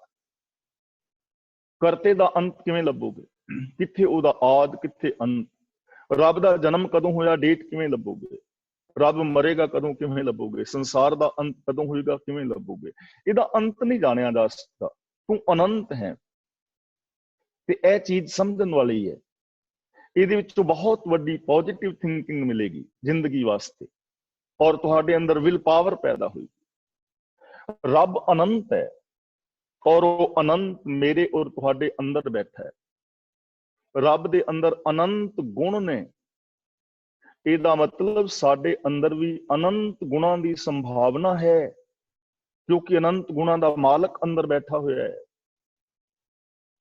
ਤਾਂ ਇਸ ਮੀਨਸ ਅਸੀਂ ਬਹੁਤ ਵੱਡਾ ਵਿਕਾਸ ਕਰ ਸਕਦੇ ਹਾਂ, ਆਪਣੇ ਅੰਦਰ ਦਇਆ ਪੈਦਾ ਕਰ ਸਕਦੇ ਹਾਂ, ਪ੍ਰੇਮ ਪੈਦਾ ਕਰ ਸਕਦੇ ਹਾਂ, ਸੱਚਾਈ ਪੈਦਾ ਕਰ ਸਕਦੇ ਹਾਂ, ਨਿਰਭੈਤਾ, ਨਿਰਵੈਰਤਾ ਪੈਦਾ ਕਰ ਸਕਦੇ ਹਾਂ, ਇਨਸਾਨੀਅਤ ਪੈਦਾ ਕਰ ਸਕਦੇ ਹਾਂ, ਇੱਕ ਦੂਜੇ ਦਾ ਸਹਿਯੋਗ ਕਰ ਸਕਦੇ ਹਾਂ, ਔਰ ਆਪਣੇ ਅੰਦਰ ਕਿਸੇ ਵੀ ਗੁਣ ਨੂੰ ਜਿੰਨਾ ਮਰਜ਼ੀ ਅੱਗੇ ਵਧਾ ਸਕਦੇ ਹਾਂ। ਸਾਡੀ ਬੋਲ ਬਾਣੀ, ਸਾਡਾ ਵਿਹਾਰ, ਜੇ ਅਸੀਂ ਇੱਥੋਂ ਤੱਕ ਹੀ ਰਹੀਏ ਤਾਂ ਬਾਕੀ ਜੋ ਡਾਕਟਰ ਨੇ, ਇੰਜੀਨੀਅਰ, ਵਿਗਿਆਨਿਕ ਆਦਿਕ ਨੇ, ਉਹ ਜਿੰਨਾ ਮਰਜ਼ੀ ਰਿਸਰਚ ਕਰਨ, ਬਹੁਤ ਕੁਛ ਅੱਗੇ ਪਿਆ ਹੈ। ਅਸੀਂ ਸੀਮਤ ਹੋ ਕੇ ਰਹਿ ਗਏ।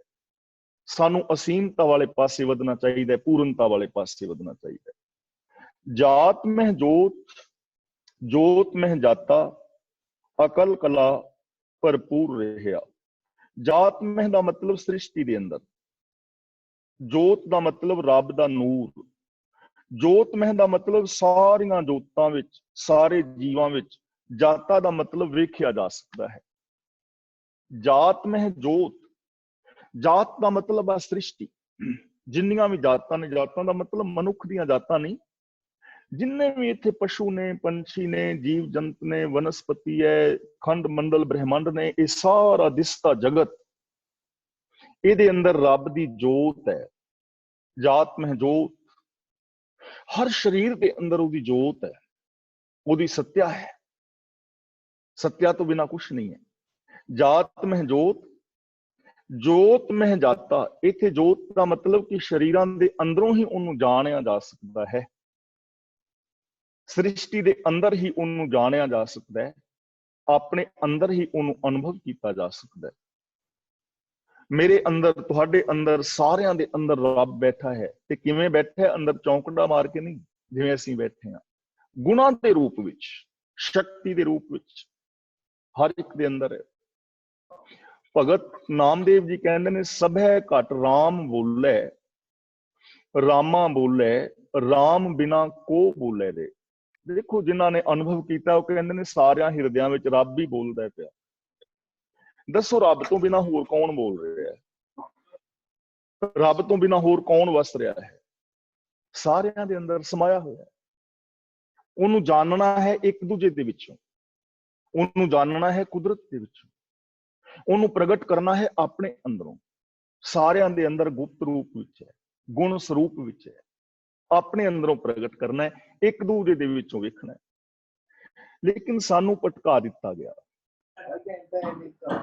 ਸਾਨੂੰ ਭਟਕਾਇਆ ਗਿਆ ਕਿ ਉਹ ਕਿਤੇ 7ਵੇਂ 8ਵੇਂ ਆਸਮਾਨ ਵਿੱਚ ਬੈਠਾ ਹੈ, ਕਿਤੇ ਤੁਸੀਂ ਯੋਗ ਸਮਾਧੀਆਂ ਲਾਓਗੇ ਤਾਂ ਮਿਲੇਗਾ, ਚੌਂਕੜੀਆਂ ਮਾਰ ਮਾਰ ਕੇ ਬੈਠੇ ਰਹੋਗੇ ਤਾਂ ਦਿਸੇਗਾ, ਜੰਗਲਾਂ ਵਿੱਚ ਜਾਓਗੇ, ਬਾਬੇ ਬਣੋਗੇ, ਤਿਆਗੀ ਬਣੋਗੇ।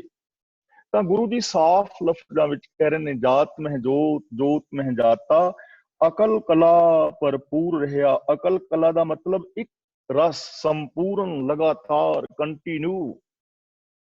ਇਹ ਨਹੀਂ ਕਿ ਇੱਕ ਪਲ ਮੇਰੇ ਵਿੱਚ ਹੈ ਤੇ ਦੂਜੇ ਪਲ ਨਹੀਂ। ਅਕਲ ਕਲਾ ਦਾ ਮਤਲਬ ਹਰ ਵਕਤ परिपूर्ण है। तू सच्चा साहिब सिफत सवालियो, जिन कीती सो पार पाया। तू सच्चा है, मालक है। सवालियो का मतलब सुंदरता, तू सुंदर है, तेरी सिफत बहुत चंगी है।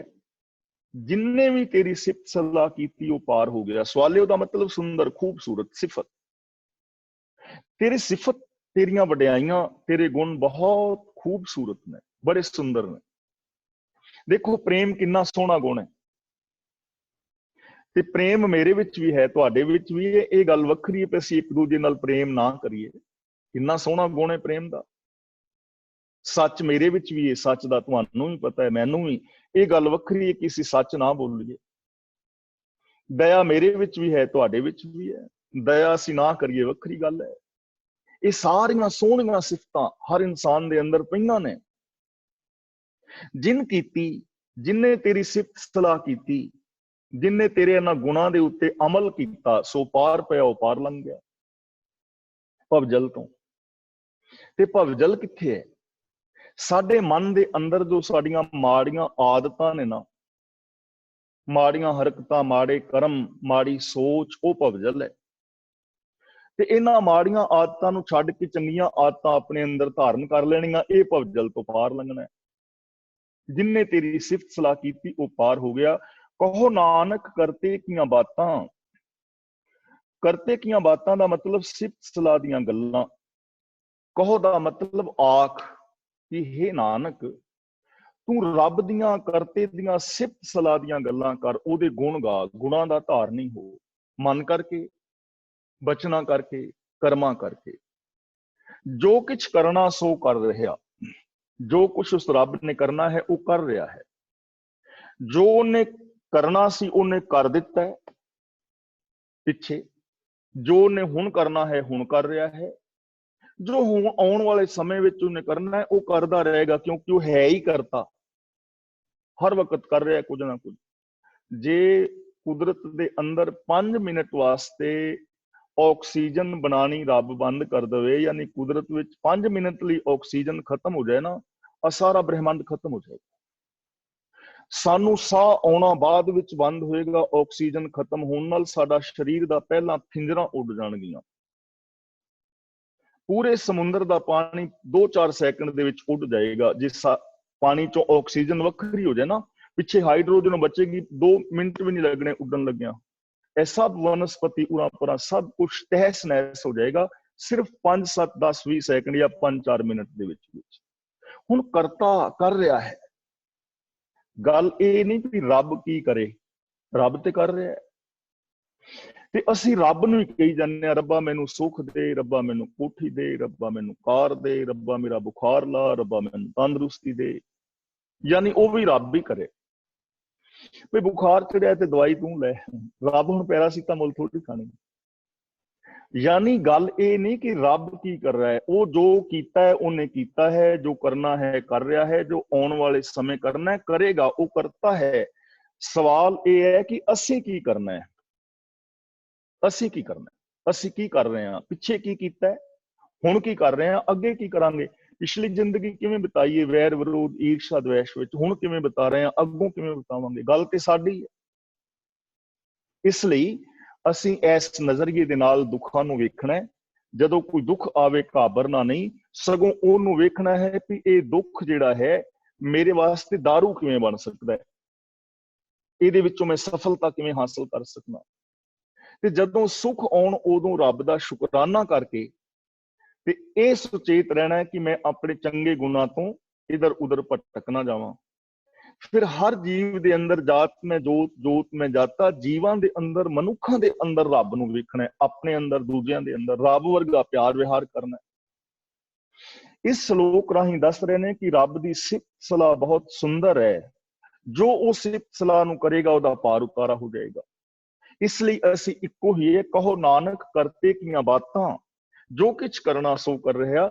ਜੋ ਰੱਬ ਨੇ ਕਰਨਾ ਹੈ ਉਹਦੇ ਹੁਕਮ ਦੇ ਅੰਦਰ ਸਾਰੀ ਕਾਇਨਾਤ ਕਰੀ ਜਾ ਰਹੀ ਹੈ। ਤੂੰ ਕਰਤੇ ਦੀਆਂ ਬਾਤਾਂ ਆਖ, ਉਹਦੀ ਸਿਫਤ ਸਲਾਹ ਆਖ, ਉਹਦੇ ਗੁਣਾਂ ਦੇ ਨਾਲ ਜੁੜਿਆ ਰਹੋ, ਤੇਰੀ ਇੰਨੀ ਜ਼ਿੰਮੇਵਾਰੀ ਹੈ। ਮਨ ਬਚਨ ਔਰ ਕਰਮ ਕਰਕੇ ਗੁਣਾਂ ਦਾ ਧਾਰਨੀ ਹੋ, ਆਪਣੀ ਜ਼ਿੰਦਗੀ ਨੂੰ ਬਿਤਾ। ਅਗਲਾ ਸ਼ਲੋਕ ਸਾਹਿਬ ਸ੍ਰੀ ਗੁਰੂ ਅੰਗਦ ਦੇਵ ਜੀ ਦਾ ਹੈ, ਗੁਰੂ ਅੰਗਦ ਪਾਤਸ਼ਾਹ ਜੀ ਦਾ। ਜੋਗ ਸ਼ਬਦੰ ਗਿਆਨ ਸ਼ਬਦੰ ਵੇਦ ਸ਼ਬਦੰ ਬ੍ਰਾਹਮਣ ਹੈ। ਇੱਥੇ ਸ਼ਬਦੰ ਦਾ ਮਤਲਬ ਹੈ ਧਰਮ। ਜਦੋਂ ਅਸੀਂ ਇੰਡੀਆ ਵੱਲ ਝਾਤ ਮਾਰਦੇ ਹਾਂ ਨਾ, ਤਾਂ ਬ੍ਰਾਹਮਣ ਨੇ, ਮਨੂ ਨੇ 4 ਵਰਨਾਂ ਦੇ ਵਿੱਚ ਮਨੁੱਖ ਨੂੰ ਵੰਡ ਦਿੱਤਾ, ਬ੍ਰਾਹਮਣ, ਕਸ਼ਤਰੀ, ਵੈਸ਼ ਔਰ ਸ਼ੂਦਰ। ਔਰ ਇਹ ਤਰਕ ਦਿੱਤਾ, ਇਹ ਆਪਣਾ ਆਈਡੀਆ ਦਿੱਤਾ ਕਿ ਬ੍ਰਾਹਮਣ ਵੱਡਾ ਹੈ ਕਿਉਂਕਿ ਉਹ ਬ੍ਰਹਮਾ ਦੇ ਮੁਖ ਚੋਂ ਪੈਦਾ ਹੋਇਆ। ਕਸ਼ਤਰੀ ਬ੍ਰਹਮਾ ਦੀਆਂ ਬਾਹਾਂ ਚੋਂ ਪੈਦਾ ਹੋਇਆ, ਵੈਸ਼ਯ ਪੇਟ ਚੋਂ ਪੈਦਾ ਹੋਇਆ ਤੇ ਸ਼ੂਦਰ ਪੈਰਾਂ ਚੋਂ ਪੈਦਾ ਹੋਇਆ। ਹੁਣ ਦੇਖੋ ਇਹ ਤਰਕ ਹੀ ਗਲਤ ਹੈ। ਮੂੰਹ ਚੋਂ ਬੱਚਾ ਥੋੜੀ ਪੈਦਾ ਹੋ ਸਕਦਾ ਹੈ, ਬਾਹਾਂ ਚੋਂ ਕੋਈ ਬੰਦਾ ਜੰਮਦਾ ਵੇਖਿਆ ਔਰ ਜਾਂ ਪੈਰਾਂ ਦੇ ਵਿੱਚੋਂ ਜੰਮਦਾ ਦੇਖਿਆ? ਐਸਾ ਨਹੀਂ ਹੈ। ਉਹਨੇ 4 ਵਰਨ ਬਣਾ ਦਿੱਤੇ, 4 ਵਰਨਾਂ ਦੇ ਵੱਖਰੀਆਂ ਵੱਖਰੇ ਧਰਮ ਨਿਸ਼ਚਿਤ ਕਰ ਦਿੱਤੇ ਕਿ ਇਹ ਖੱਤਰੀ ਦਾ ਧਰਮ ਹੈ, ਇਹ ਬ੍ਰਾਹਮਣ ਦਾ ਧਰਮ ਹੈ, ਵੈਸ਼ਯ ਦਾ ਧਰਮ ਹੈ ਔਰ ਸ਼ੂਦਰ ਦਾ ਧਰਮ ਹੈ। ਹੁਣ ਗੁਰੂ ਜੀ ਆਪਣੀ ਗੱਲ ਨਹੀਂ ਕਹਿ ਰਹੇ, ਆਪਣੀ ਗੱਲ ਥੱਲੇ ਕਹਿਣਗੇ। ਪਹਿਲਾਂ ਦੂਜੇ ਧਰਮ ਦੱਸਦੇ ਨੇ ਪਏ ਵੀ ਦੂਜੇ ਲੋਕ ਕੀ ਮੰਨ ਰਹੇ ਨੇ। ਜੋਗ ਸ਼ਬਦੰ, ਜੋਗ ਸ਼ਬਦੰ ਗਿਆਨ ਸ਼ਬਦੰ, ਸ਼ਬਦੰ ਦਾ ਮਤਲਬ ਧਰਮ, ਜੋਗ ਦਾ ਮਤਲਬ ਯੋਗੀ ਜਿਹੜੇ ਨੇ। ਯੋਗੀਆਂ ਦਾ ਧਰਮ ਹੈ ਕਿ ਗਿਆਨ ਹਾਸਲ ਕਰਨਾ ਔਰ ਗਿਆਨ ਰਾਹੀਂ ਸਮਾਧੀਆਂ ਲਾ ਕੇ ਤੇ ਜੋ ਅੰਦਰ ਸੂਖਸ਼ਮ ਸਰੀਰ ਰੱਬ ਦਾ ਉਹ ਮੰਨਦੇ ਨੇ ਉਹਦੇ ਨਾਲ ਜੁੜਨਾ। ਯਾਨੀ ਕੇਵਲ ਗਿਆਨ ਹਾਸਲ ਕਰਨਾ ਹੈ, ਸਮਾਧੀਆਂ ਲਾਣੀਆਂ ਨੇ, ਯੋਗੀਆਂ ਦਾ ਇਹ ਧਰਮ। ਕੀਰਤਨ ਨਹੀਂ ਕਰਨੀ, ਹੋਰ ਕੰਮ ਨਹੀਂ ਕਰਨਾ, ਗਿਆਨ ਤੇ ਕੇਵਲ ਸਮਾਧੀਆਂ। ਹੁਣ ਸਪੋਜ਼ ਕਿ ਅਸੀਂ ਸਾਰੇ ਹੀ ਜੋਗੀ ਹੋ ਜਾਈਏ ਦੁਨੀਆ ਦੇ ਲੋਕ ਤੇ ਸਾਰੇ ਸਮਾਧੀਆਂ ਲਾ ਕੇ ਬਹਿ ਜਾਈਏ ਤੇ ਹਾਲ ਕੀ ਹੋਏਗਾ? ਰੋਟੀ ਖਾਣ ਲਈ ਕਿੱਥੋਂ ਆਏਗੀ? ਕਰੋਨਾ ਵਿੱਚ 2 ਮਹੀਨੇ ਹੋਏ ਨੇ ਨਾ, ਤੇ ਕਿਵੇਂ ਜ਼ਿੰਦਗੀ ਔਖੀ ਹੋ ਗਈ ਹੈ। ਹਾਲੀ ਇਹਨਾਂ ਦੇਸ਼ਾਂ ਵਿੱਚ ਚਲੋ ਗੌਰਮੈਂਟ ਵੀ ਸਹਿਯੋਗ ਦੇ ਰਹੀ ਹੈ, ਲੇਕਿਨ ਅਸੀਂ ਵੇਖੀਏ ਵੀ ਕਿਵੇਂ। ਮੈਂ ਕੱਲ ਪਰਸੋਂ ਇੱਕ ਨਿੱਕੀ ਜੀ ਕਲਿੱਪ ਦੇਖ ਰਿਹਾ ਸਾਂ, ਮਜ਼ਦੂਰ ਜਾ ਰਹੇ ਨੇ ਪੈਦਲ, ਉਹਨਾਂ ਦੇ ਕੋਲ ਪਹੁੰਚਣ ਲਈ ਕੋਈ ਸਾਧਨ ਨਹੀਂ। ਤੇ ਇੱਕ ਬੀਬੀ ਹੈ, ਉਹਦੇ 4 ਸਾਲ ਦੇ ਬੱਚੇ ਦੀ ਰਾਹ 'ਚ ਮੌਤ ਹੋ ਗਈ ਹੈ, ਤੇ ਉਸ ਲਾਸ਼ ਨੂੰ ਕੋਈ ਉਹਦੇ ਘਰ ਪਹੁੰਚਾਉਣ ਵਾਲਾ ਨਹੀਂ, ਪੈਦਲ ਵਿਚਾਰੀ ਨੇ ਪਤਾ ਨਹੀਂ ਕਿੱਥੇ ਜਾਣਾ ਹੈ। 4 ਸਾਲ ਦੇ ਬੱਚੇ ਦੀ ਲੋਥ ਆਪਣੀ ਗੋਦ ਦੇ ਨਾਲ ਚੁੱਕ ਕੇ ਤੁਰ ਰਹੀ। ਕਿੰਨੀਆਂ ਪ੍ਰੋਬਲਮਸ ਨੇ। ਤੇ ਜੇ ਸਾਰੇ ਮੰਨ ਲਓ ਜੋਗੀ ਹੋ ਕੇ ਬਹਿ ਜਾਣ ਤੇ ਖਾਣ ਲਈ ਕਿੱਥੋਂ ਆਏਗਾ। ਪਰ ਇਹ ਇੱਕ ਵੱਖਰਾ ਟੌਪਿਕ ਹੈ। ਗੁਰੂ ਜੀ ਕਹਿੰਦੇ ਨੇ ਜੋਗੀਆਂ ਦਾ ਧਰਮ ਹੈਗਾ ਗਿਆਨ ਹਾਸਲ ਕਰਨਾ। ਵੇਦ ਸ਼ਬਦੰ ਬ੍ਰਾਹਮਣ ਹੈ। ਸ਼ਬਦੰ ਦਾ ਮਤਲਬ ਧਰਮ। ਬ੍ਰਾਹਮਣ ਦਾ ਧਰਮ ਹੈ ਵੇਦ ਸ਼ਾਸਤਰ ਪੜ੍ਹਨਾ। 6 ਕਰਮ ਬ੍ਰਾਹਮਣ ਨੇ ਨਿਸ਼ਚਿਤ ਕੀਤੇ ਨੇ। ਵਿਦਿਆ ਪੜ੍ਹਨੀ ਪੜਾਉਣੀ, ਦਾਨ ਦੇਣਾ ਔਰ ਲੈਣਾ, ਯੱਗ ਕਰਨੇ ਤੇ ਕਰਾਉਣੇ। ਹੁਣ ਜੇ ਕਿਰਤ ਨਹੀਂ ਕਰੋਗੇ ਤੇ ਦਾਨ ਦੇਣ ਲਈ ਕਿੱਥੋਂ ਆਏਗਾ। ਜੇ ਸਾਰੇ ਹੀ ਇਹ ਕੰਮ ਕਰਨ ਲੱਗ ਜਾਣ ਤੇ ਕੰਮ ਕਿਵੇਂ ਚੱਲੇਗਾ। ਯਾਨੀ ਬ੍ਰਾਹਮਣ ਦਾ ਧਰਮ ਜਿਹੜਾ ਹੈ ਉਹ ਵਿਦਿਆ ਪੜ੍ਹਨੀ। 2 ਧਰਮ ਹੋ ਗਏ, ਜੋਗੀਆਂ ਦਾ ਵੱਖਰਾ ਧਰਮ ਹੋ ਗਿਆ, ਬ੍ਰਾਹਮਣਾਂ ਦਾ ਵੱਖਰਾ ਹੋ ਗਿਆ। ਖੱਤਰੀ ਸ਼ਬਦੰ ਸੂਰ ਸ਼ਬਦੰ। ਸ਼ਬਦੰ ਦਾ ਮਤਲਬ ਧਰਮ ਤੇ ਸੂਰ ਦਾ ਮਤਲਬ ਸੂਰਮ ਗਤੀ। ਜਿਹੜੇ ਖੱਤਰੀ ਨੇ ਉਹਨਾਂ ਦਾ ਧਰਮ ਹੈ ਸੂਰਮ ਗਤੀ, ਮੈਦਾਨੇ ਜੰਗ ਵਿੱਚ ਲੜਨਾ। ਇਹਨਾਂ ਦਾ ਧਰਮ ਇਹ ਹੋ ਗਿਆ। ਸ਼ੂਦਰ ਸ਼ਬਦੰ ਪਰਾਕ੍ਰਿਤ ਹੈ। ਸ਼ੂਦਰ ਦਾ ਮਤਲਬ ਜਿਹੜੇ ਅਖੌਤੀ ਨੀਵੀਂ ਜਾਤ ਦੇ ਲੋਕ ਨੇ, ਉਹਨਾਂ ਦਾ ਧਰਮ ਹੈਗਾ ਪਰਾਕ੍ਰਿਤ ਹੈ। ਦਾ ਮਤਲਬ ਜਿਹੜੇ 3 ਪਹਿਲੇ ਵਰਨ ਨੇ ਉਹਨਾਂ ਦੀ ਸੇਵਾ ਕਰਨੀ। ਬ੍ਰਾਹਮਣ, ਖੱਤਰੀ ਔਰ ਵੈਸ਼ਯ ਦੀ ਸੇਵਾ ਕਰਨੀ, ਇਹ ਉਹਨਾਂ ਦਾ ਧਰਮ ਹੈ। ਹੁਣ ਇੱਥੇ ਕਿਰਤ ਤੇ ਕਿਤੇ ਵੀ ਨਹੀਂ ਆਈ। ਹੁਣ 4 ਧਰਮ ਹੋ ਗਏ। ਰੱਬ ਇੱਕ, ਸਾਰੀ ਮਨੁੱਖਤਾ ਉਸ ਰੱਬ ਦੀ ਉਪਾਈ ਹੋਈ, ਇੱਕ ਨੂਰ ਤੋਂ ਪੈਦਾ ਹੋਈ। ਤੇ 4 ਧਰਮ, ਔਰ ਫਿਰ ਉਸ 4 ਧਰਮਾਂ ਤੋਂ ਬਾਅਦ ਹੋਰ ਅਨੇਕਾਂ ਧਰਮ। ਇਸ ਟਾਈਮ ਮੇਰੇ ਖਿਆਲ 1500-1600 ਜਾਂ ਇਸ ਤੋਂ ਵੀ ਜ਼ਿਆਦਾ ਧਰਮ ਹੋਣਗੇ, ਛੋਟੇ ਵੱਡੇ ਮਿਲਾ ਕੇ ਸਾਰੇ। ਕਿੰਨੇ ਧਰਮ ਨੇ। ਹੁਣ ਗੁਰੂ ਜੀ ਥੱਲੇ ਆਪਣਾ ਆਈਡੀਆ ਦੇ ਰਹੇ ਨੇ, ਵਿਚਾਰ ਦੇ ਰਹੇ ਨੇ। ਕਹਿੰਦੇ ਨੇ ਸਰਬ ਸ਼ਬਦੰ ਏਕ ਸ਼ਬਦੰ। ਦੇਖੋ ਇਹ ਬ੍ਰਾਹਮਣ ਦੀ ਵਿਚਾਰਧਾਰਾ ਸੀ, ਜਗਤ ਵਿੱਚ ਜੋ ਚੱਲ ਰਹੀ ਸੀ, ਜੋ ਪਹਿਲਾਂ ਸੀ। ਹੁਣ ਗੁਰੂ ਜੀ ਆਪਣਾ ਵਿਚਾਰ ਪੇਸ਼ ਕਰ ਰਹੇ ਨੇ। ਕਹਿੰਦੇ ਨੇ ਸਰਬ ਸ਼ਬਦੰ ਏਕ ਸ਼ਬਦੰ। ਸ਼ਬਦੰ ਦਾ ਮਤਲਬ ਹੈ ਧਰਮ, ਸਰਬ ਦਾ ਮਤਲਬ ਸਾਰੇ। ਸਾਰਿਆਂ ਧਰਮਾਂ ਦਾ ਇੱਕੋ ਹੀ ਧਰਮ ਹੈ। ਜੇ ਕੋ ਜਾਣੇ ਭੇਓ। ਜੇ ਕੋਈ ਇਸ ਭੇਦ ਵਾਲੀ ਗੱਲ ਨੂੰ ਸਮਝ ਲਵੇ। ਵੱਖਰੇ ਵੱਖਰੇ ਧਰਮ ਨਹੀਂ ਹਨ। ਨਾਨਕ ਤਾ ਕਾ ਦਾਸ ਹੈ, ਸੋਈ ਨਿਰੰਜਨ ਦੇਓ। ਨਿਰੰਜਨ ਦਾ ਮਤਲਬ ਮਾਇਆ ਦੀ ਮੈਲ ਤੋਂ ਰਹਿਤ, ਦੇਓ ਦਾ ਮਤਲਬ ਰੱਬ। ਗੁਰੂ ਜੀ ਕਹਿੰਦੇ ਨੇ ਮੈਂ ਉਸ ਪੁਰਸ਼ ਦਾ ਦਾਸ ਬਣਨ ਲਈ ਤਿਆਰ ਹਾਂ। ਉਹ ਬੰਦਾ ਰੱਬ ਦਾ ਰੂਪ ਹੈ, ਜਿਹੜਾ ਇਸ ਭੇਤ ਵਾਲੀ ਗੱਲ ਨੂੰ ਸਮਝ ਲਵੇ ਕਿ ਧਰਮ ਸਾਰਿਆਂ ਦਾ ਇੱਕੋ ਹੀ ਹੈ।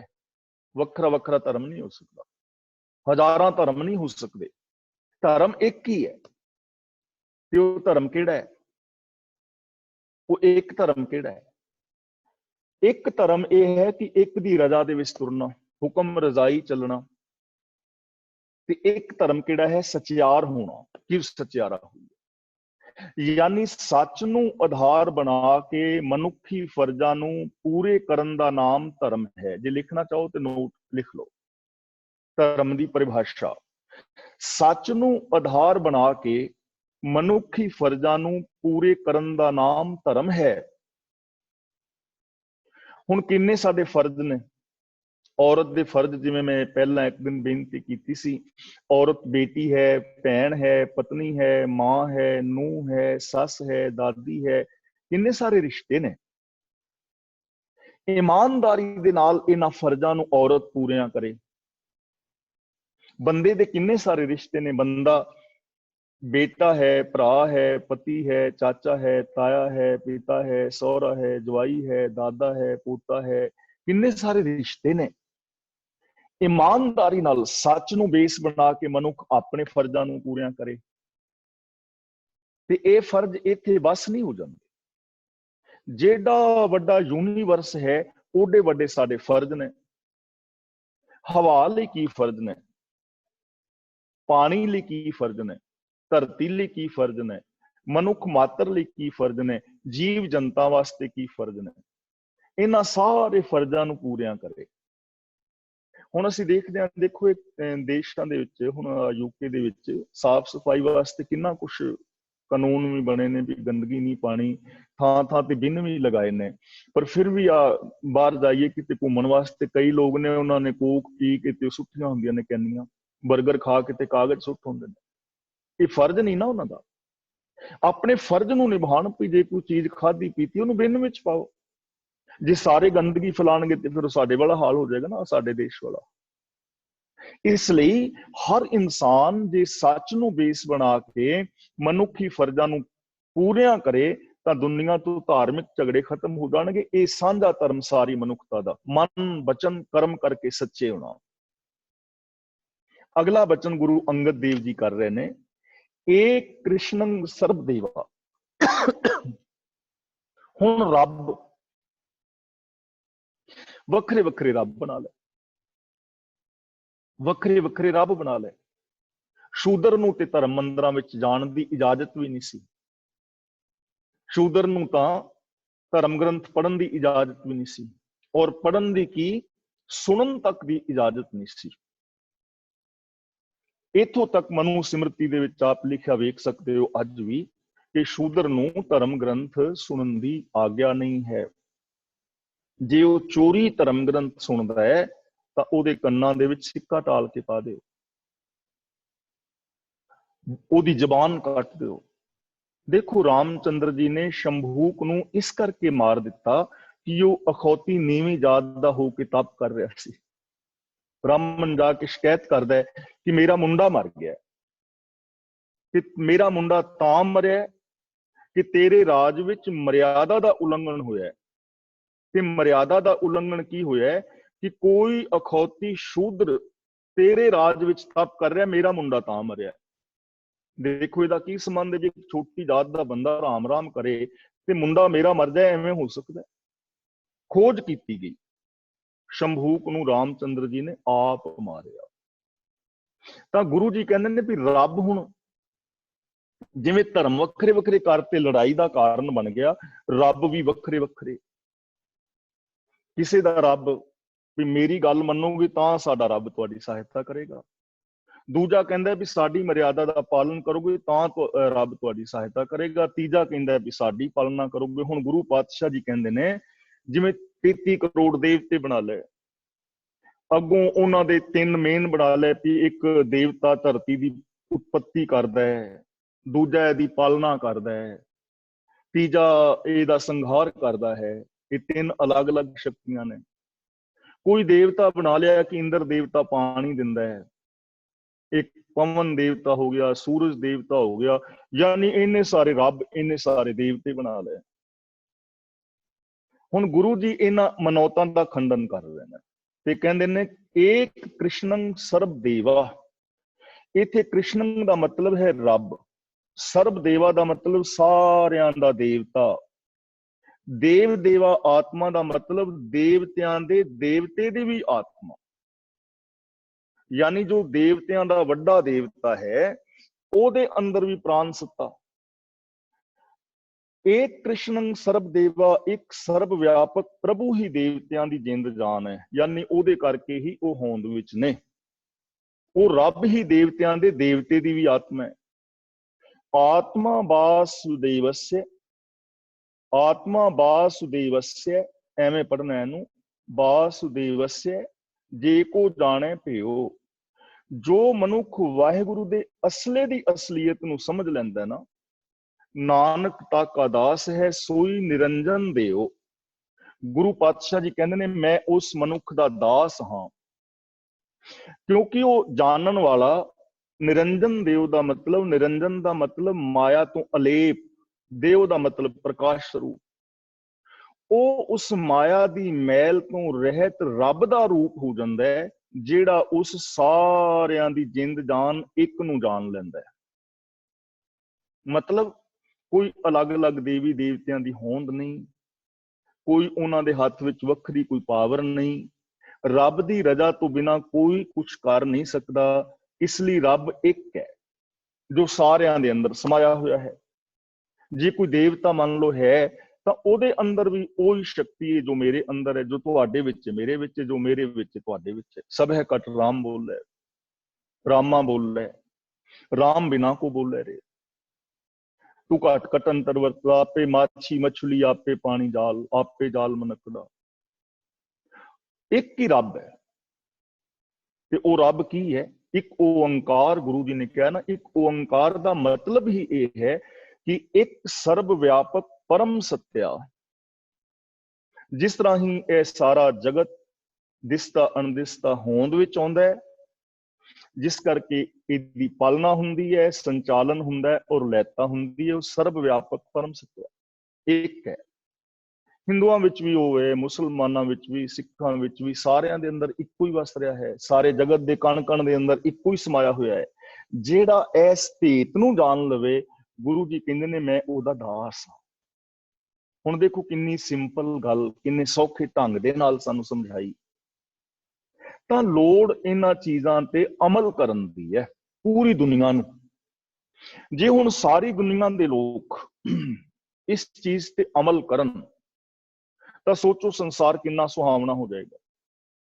ਅਸੀਂ ਇੱਕ ਦੂਜੇ ਨਾਲ ਰੱਬ ਵਰਗਾ ਪਿਆਰ ਸਤਿਕਾਰ ਕਰੀਏ, ਰੱਬ ਵਰਗੇ ਹੋ ਕੇ ਜੀਵੀਏ, ਜੋ ਕੁਦਰਤ ਦੇ ਕਾਨੂੰਨ ਨੇ ਉਹਨਾਂ ਦੇ ਦਾਇਰੇ ਵਿੱਚ ਰਹੀਏ, ਅੰਦਰ ਜੋ ਸਾਡੇ ਸ਼ੁਭ ਗੁਣ ਨੇ ਉਹਨਾਂ ਨੂੰ ਹੋਰ ਡਿਵੈਲਪ ਰੋਜ਼-ਰੋਜ਼ ਹੋਰ ਕਰੀਏ ਤਾਂ ਕਿੰਨਾ ਸੋਹਣਾ ਸੰਸਾਰ ਹੋ ਜਾਏਗਾ, ਕਿੰਨਾ ਸੋਹਣੇ ਪਰਿਵਾਰ ਹੋ ਜਾਣਗੇ। ਕੀ ਫਿਰ ਐਟਮ ਬੰਬ ਦੀ ਬਣਾਉਣ ਦੀ ਲੋੜ ਪਵੇਗੀ? ਮਿਜ਼ਾਈਲਾਂ ਟੈਂਕਾਂ ਦੀ ਜ਼ਰੂਰਤ ਪਵੇਗੀ? ਕੀ ਘਰ ਵਾਲੀ ਨੂੰ ਕੁੱਟਣ ਦੀ ਲੋੜ ਪਏਗੀ ਫਿਰ? ਜਾਂ ਘਰ ਵਾਲੀ ਨੂੰ ਵੇਲਣਾ ਚੁੱਕਣ ਦੀ ਲੋੜ ਪਵੇਗੀ? ਸਵਾਲ ਹੀ ਨਹੀਂ ਪੈਦਾ ਹੁੰਦਾ। ਕਿੰਨਾ ਸੌਖਾ ਜੀਵਨ ਹੋ ਜਾਏਗਾ ਨਾ। ਜ਼ਰੂਰਤ ਅਮਲ ਕਰਨ ਦੀ ਹੈ। ਜੇ ਅਮਲ ਨਹੀਂ ਕਰਦੇ ਤੇ ਫਿਰ ਪੜ ਗੱਡੀ ਲੱਦੀਆਂ, ਪੜ ਭਰੀਆਂ ਸਾਥ ਵਾਲੀ ਅਵਸਥਾ ਹੋ ਜਾਏਗੀ। ਹੁਣ ਅਗਲਾ ਬਚਨ ਕਰਦੇ ਨੇ ਕਿ ਇਹ ਸਾਰਾ ਕੁਝ ਕਿਵੇਂ ਹੋਣਾ ਹੈ। ਗੁਰੂ ਨਾਨਕ ਪਾਤਸ਼ਾਹ ਜੀ ਸਮਝਾ ਰਹੇ ਨੇ ਅਗਲੇ ਸ਼ਲੋਕ ਵਿੱਚ ਕਿ ਐਸਾ ਮਿਲੇਗਾ ਕਿਵੇਂ, ਇਹੋ ਜਿਹੀ ਸੋਚ ਬਣੇ ਕਿਵੇਂ, ਇਹ ਸਮਝ ਕਿਵੇਂ ਆਏ ਕਿ ਧਰਮ ਵੀ ਇੱਕ ਹੀ ਹੈ, ਰੱਬ ਵੀ ਇੱਕ ਹੈ, ਸਾਰੀ ਕਾਇਨਾਤ ਦੇ ਅੰਦਰ ਸਮਾਇਆ ਹੋਇਆ ਹੈ। ਦੁੱਖ ਸਾਡੇ ਵਾਸਤੇ ਦਾਰੂ ਹੋ ਸਕਦੇ ਨੇ, ਗਲਤ ਵਰਤੋਂ ਕਰਨ ਨਾਲ ਸੁੱਖ ਸਾਡੇ ਵਾਸਤੇ ਰੋਗ ਹੋ ਸਕਦੇ ਨੇ। ਇਹਦੀ ਸਮਝ ਕਿਵੇਂ ਆਏ? ਗੁਰੂ ਜੀ ਇੱਕ ਮਿਸਾਲ ਦੇ ਰਹੇ ਨੇ, ਕਹਿੰਦੇ ਨੇ ਕੁੰਭੇ ਬੱਧਾ ਜਲ ਰਹਿ। ਇੱਥੇ ਕੁੰਭ ਦਾ ਮਤਲਬ ਹੈ ਘੜਾ, ਕਿ ਜੋ ਪਾਣੀ ਹੈ ਘੜੇ ਦੇ ਅੰਦਰ ਬੱਝਾ ਹੋਇਆ ਰਹਿ ਸਕਦਾ ਹੈ। ਜੇ ਫਰਸ਼ ਤੇ ਡੋਲ ਦਿਓ ਤੇ ਪਾਣੀ ਰਹਿ ਨਹੀਂ ਨਾ ਸਕਦਾ। ਫਰਸ਼ ਤੇ ਡੋਲਿਆ ਪਾਣੀ ਇੱਕ ਜਗ੍ਹਾ ਤੇ ਟਿਕਣਾ ਨਹੀਂ, ਕਿਸੇ ਘੜੇ ਬਰਤਨ ਦੇ ਅੰਦਰ ਬੱਝਾ ਹੋਇਆ ਰਹਿ ਸਕਦਾ ਹੈ। ਜਲ ਬਿਨ ਕੁੰਭ ਨਾ ਹੋਏ, ਪਰ ਪਾਣੀ ਤੋਂ ਬਿਨਾਂ ਘੜਾ ਬਣ ਨਹੀਂ ਸਕਦਾ। ਪਾਣੀ ਬੱਝਾ ਵੀ ਰਹਿੰਦਾ ਹੈ ਘੜੇ ਦੇ ਅੰਦਰ, ਤੇ ਪਾਣੀ ਤੋਂ ਬਿਨਾਂ ਘੜਾ ਬਣ ਨਹੀਂ ਸਕਦਾ।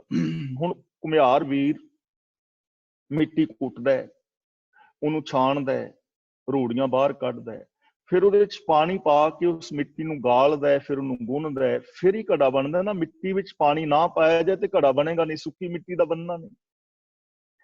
ਘੜੇ ਤੋਂ ਬਿਨਾਂ ਪਾਣੀ ਨਹੀਂ ਰਹਿ ਸਕਦਾ ਤੇ ਪਾਣੀ ਤੋਂ ਬਿਨਾਂ ਘੜਾ ਬਣ ਨਹੀਂ ਸਕਦਾ।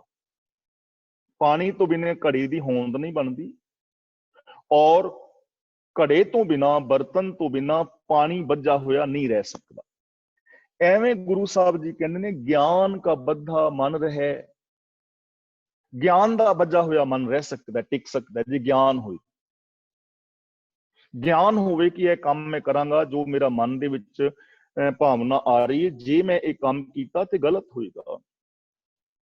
ਜੇ ਗਿਆਨ ਹੋਏ ਨਾ ਕਿ ਬੇਗਾਨੀ ਧੀ ਭੈਣ ਸਮਝਣਾ, ਜਿਵੇਂ ਮੈਂ ਕਿਸੇ ਦੀ ਪਰਾਈ ਧੀ ਨੂੰ ਵੇਖ ਰਿਹਾ, ਐਵੇਂ ਮੇਰੀ ਧੀ ਵੱਲ ਕੋਈ ਵੇਖੇਗਾ ਤੇ ਫਿਰ ਮੈਂ ਕੀ ਫੀਲ ਕਰਾਂਗਾ। ਗਿਆਨ ਹੋਏਗਾ ਨਾ ਤਾਂ ਬੰਦਾ ਗਿਆਨ ਦੀ ਸਹੀ ਵਰਤੋਂ ਕਰੇਗਾ, ਤਾਂ ਬੰਦਾ ਇਹ ਮਾੜੇ ਕਰਮ ਨਹੀਂ ਕਰੇਗਾ। ਇਸ ਲਈ ਗਿਆਨ ਦਾ ਮਤਲਬ ਹੈ ਗਿਆਨ ਦੀ ਸਹੀ ਵਰਤੋਂ ਕਰਨੀ। ਗਿਆਨ ਦਾ ਬੱਝਾ ਹੋਇਆ ਮਨ ਰਹਿ ਸਕਦਾ ਹੈ ਆਪਣੇ ਗੋਲ ਤੇ, ਆਪਣੇ ਏਮ ਤੇ, ਆਪਣੇ ਉੱਚੇ ਆਚਰਨ ਤੇ, ਉੱਚੇ ਆਦਰਸ਼ ਤੇ। ਪਰ ਗੁਰੂ ਜੀ ਕਹਿੰਦੇ ਨੇ ਗੁਰ ਬਿਨ ਗਿਆਨ ਨਾ ਹੋਏ। ਗੁਰੂ ਤੋਂ ਬਿਨਾਂ ਗਿਆਨ ਨਹੀਂ ਹੁੰਦਾ। ਜਿਵੇਂ ਘੜੇ ਦੇ ਵਿੱਚ ਪਾਣੀ ਟਿਕਦਾ ਹੈ, ਪਰ ਪਾਣੀ ਤੋਂ ਬਿਨਾਂ ਘੜਾ ਨਹੀਂ ਨਾ ਬਣਦਾ, ਐਵੇਂ ਗੁਰੂ ਤੋਂ ਬਿਨਾਂ ਗਿਆਨ ਨਹੀਂ ਮਿਲਦਾ। ਸਮਝ ਨਹੀਂ ਆਉਂਦੀ ਗਿਆਨ ਗੁਰੂ ਤੋਂ ਬਿਨਾਂ। ਸਮਝ ਚਾਹੀਦੀ ਹੈ ਨਾ, ਕਾਮਨ ਸੈਂਸ ਚਾਹੀਦੀ ਹੈ, ਵਿਵੇਕ ਬੁੱਧ ਚਾਹੀਦੀ ਹੈ ਜਿਵੇਂ ਜਿਵੇਂ ਅਸੀਂ ਗਿਆਨ ਦੀ ਵਰਤੋਂ ਸਹੀ ਕਰਾਂਗੇ, ਸਾਡੇ ਅੰਦਰ ਕਾਮਨ ਸੈਂਸ ਪੈਦਾ ਹੋਏਗੀ, ਵਿਵੇਕ ਬੁੱਧ ਪੈਦਾ ਹੋਏਗੀ, ਤੇ ਉਸ ਵਿਵੇਕ ਬੁੱਧ ਨਾਲ, ਗਿਆਨ ਦੇ ਨਾਲ ਆਪਣੇ ਮਨ ਨੂੰ ਅਸੀਂ ਵਿਕਾਰਾਂ ਵੱਲ ਦੌੜਨ ਤੋਂ ਰੋਕਾਂਗੇ। ਤਾਂ ਇਸ ਲਈ ਸਾਨੂੰ ਸੱਚੇ ਗੁਰੂ ਦੀ ਜ਼ਰੂਰਤ ਹੈ। ਤੇ ਦੇਖੋ, ਗੁਰੂ ਦੇ ਨਾਮ ਦੇ ਉੱਤੇ ਕਿਤਨੀਆਂ ਦੁਕਾਨਾਂ ਚੱਲ ਰਹੀਆਂ ਨੇ, ਕਿੰਨੇ ਸਾਰੇ ਗੁਰੂ ਨੇ। ਇੱਟ ਪੁੱਟੋ ਗੁਰੂ ਨਿਕਲ ਆਉਂਦਾ। ਅੱਜ ਕੱਲ ਤੇ ਗੁਰੂ ਇੱਟਾਂ ਹੱਥ ਦੇ ਵਿੱਚ ਫੜ ਕੇ ਲੱਗੇ ਫਿਰਦੇ ਨੇ ਵੀ ਮੇਰੀ ਗੱਲ ਮੰਨ, ਨਹੀਂ ਤੇ ਮੈਂ ਇੱਟ ਤੇਰੇ ਸਿਰ 'ਚ ਮਾਰ ਦੇਣੀ।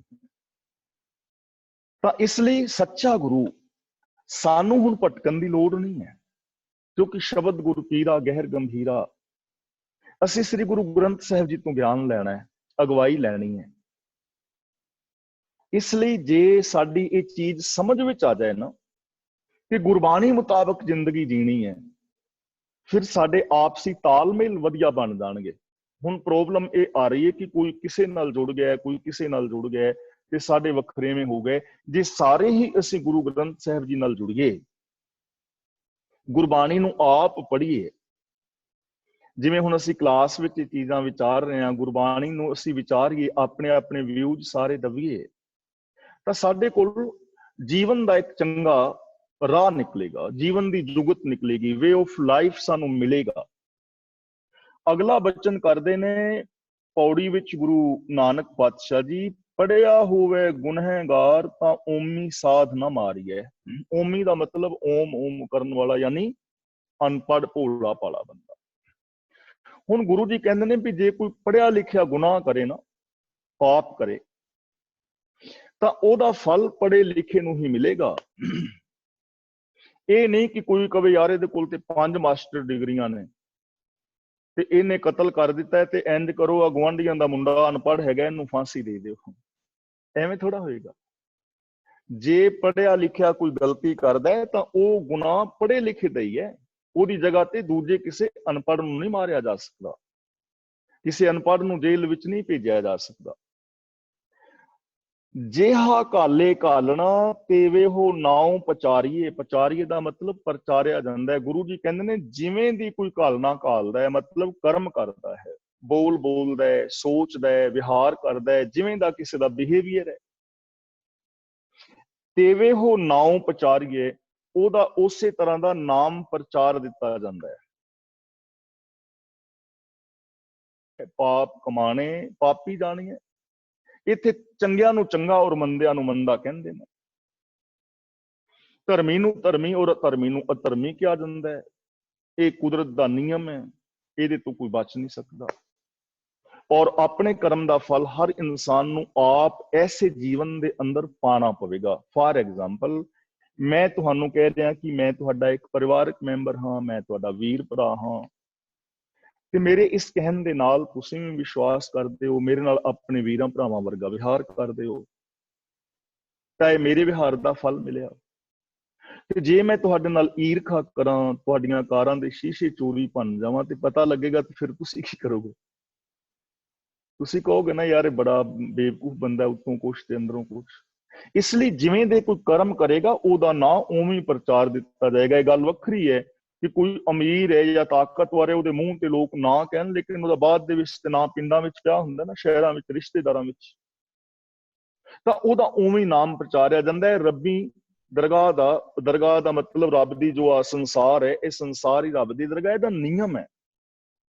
ਇਸ ਲਈ ਗੁਰੂ ਜੀ ਕਹਿੰਦੇ ਨੇ ਐਸੀ ਕਲਾ ਨਾ ਖੇਡੀਐ ਜਿਤ ਦਰਗਾਹ ਗਿਆ ਹਾਰੀਐ।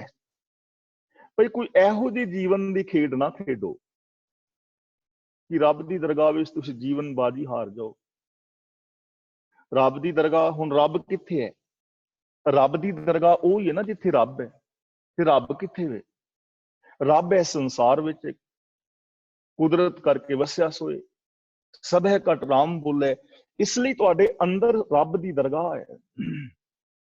ਜਦੋਂ ਆਪਣੇ ਅੰਤਰ ਆਤਮੇ ਆਵਾਜ਼ ਦਿਓਗੇ, ਹੁਣ ਮੈਂ ਆਪਣੇ ਤੋਂ ਪੁੱਛਾਂ ਵੀ ਭਾਈ ਮੋਹਰ ਸਿਆਂ, ਜਿਵੇਂ ਤੂੰ ਇਹਨਾਂ ਵੀਰਾਂ ਭਰਾਵਾਂ ਦੇ ਅੱਗੇ ਬਣ ਕੇ ਬੈਠਾ ਹੈ, ਤੂੰ ਐਵੇਂ ਦਾ ਹੀ ਹੈ ਅੰਦਰੋਂ?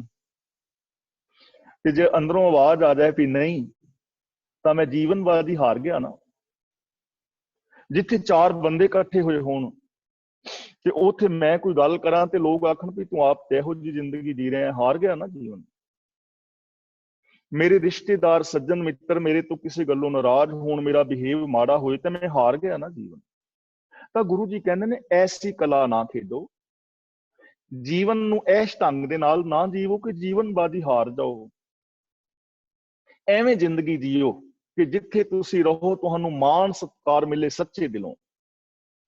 ਜਿੱਥੇ ਤੁਸੀਂ ਜਾਣਾ ਹੋਵੇ ਤੁਹਾਡੀ ਇੰਤਜ਼ਾਰ ਹੋ ਰਹੀ ਹੋਵੇ ਖੁਸ਼ੀਆਂ ਦੇ ਨਾਲ, ਯਾਰ ਫਲਾਂ ਬੰਦਾ ਆ ਰਿਹਾ, ਕਿਆ ਬਾਤ, ਆਨੰਦ ਆਏਗਾ।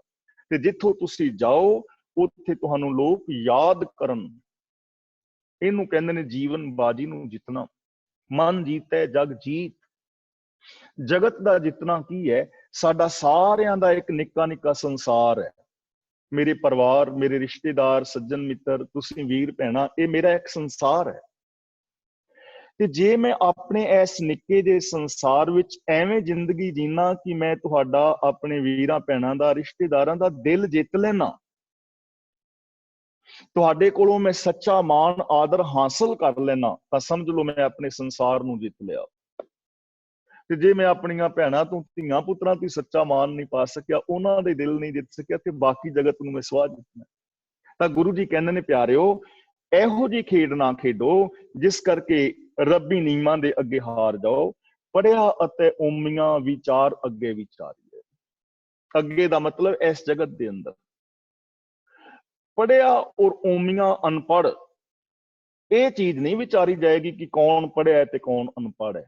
ਕਰਮ ਵੇਖੇ ਜਾਣਗੇ ਕਿ ਕਰਮ ਕਿੰਨੇ ਚੰਗੇ ਕੀਤੇ ਨੇ।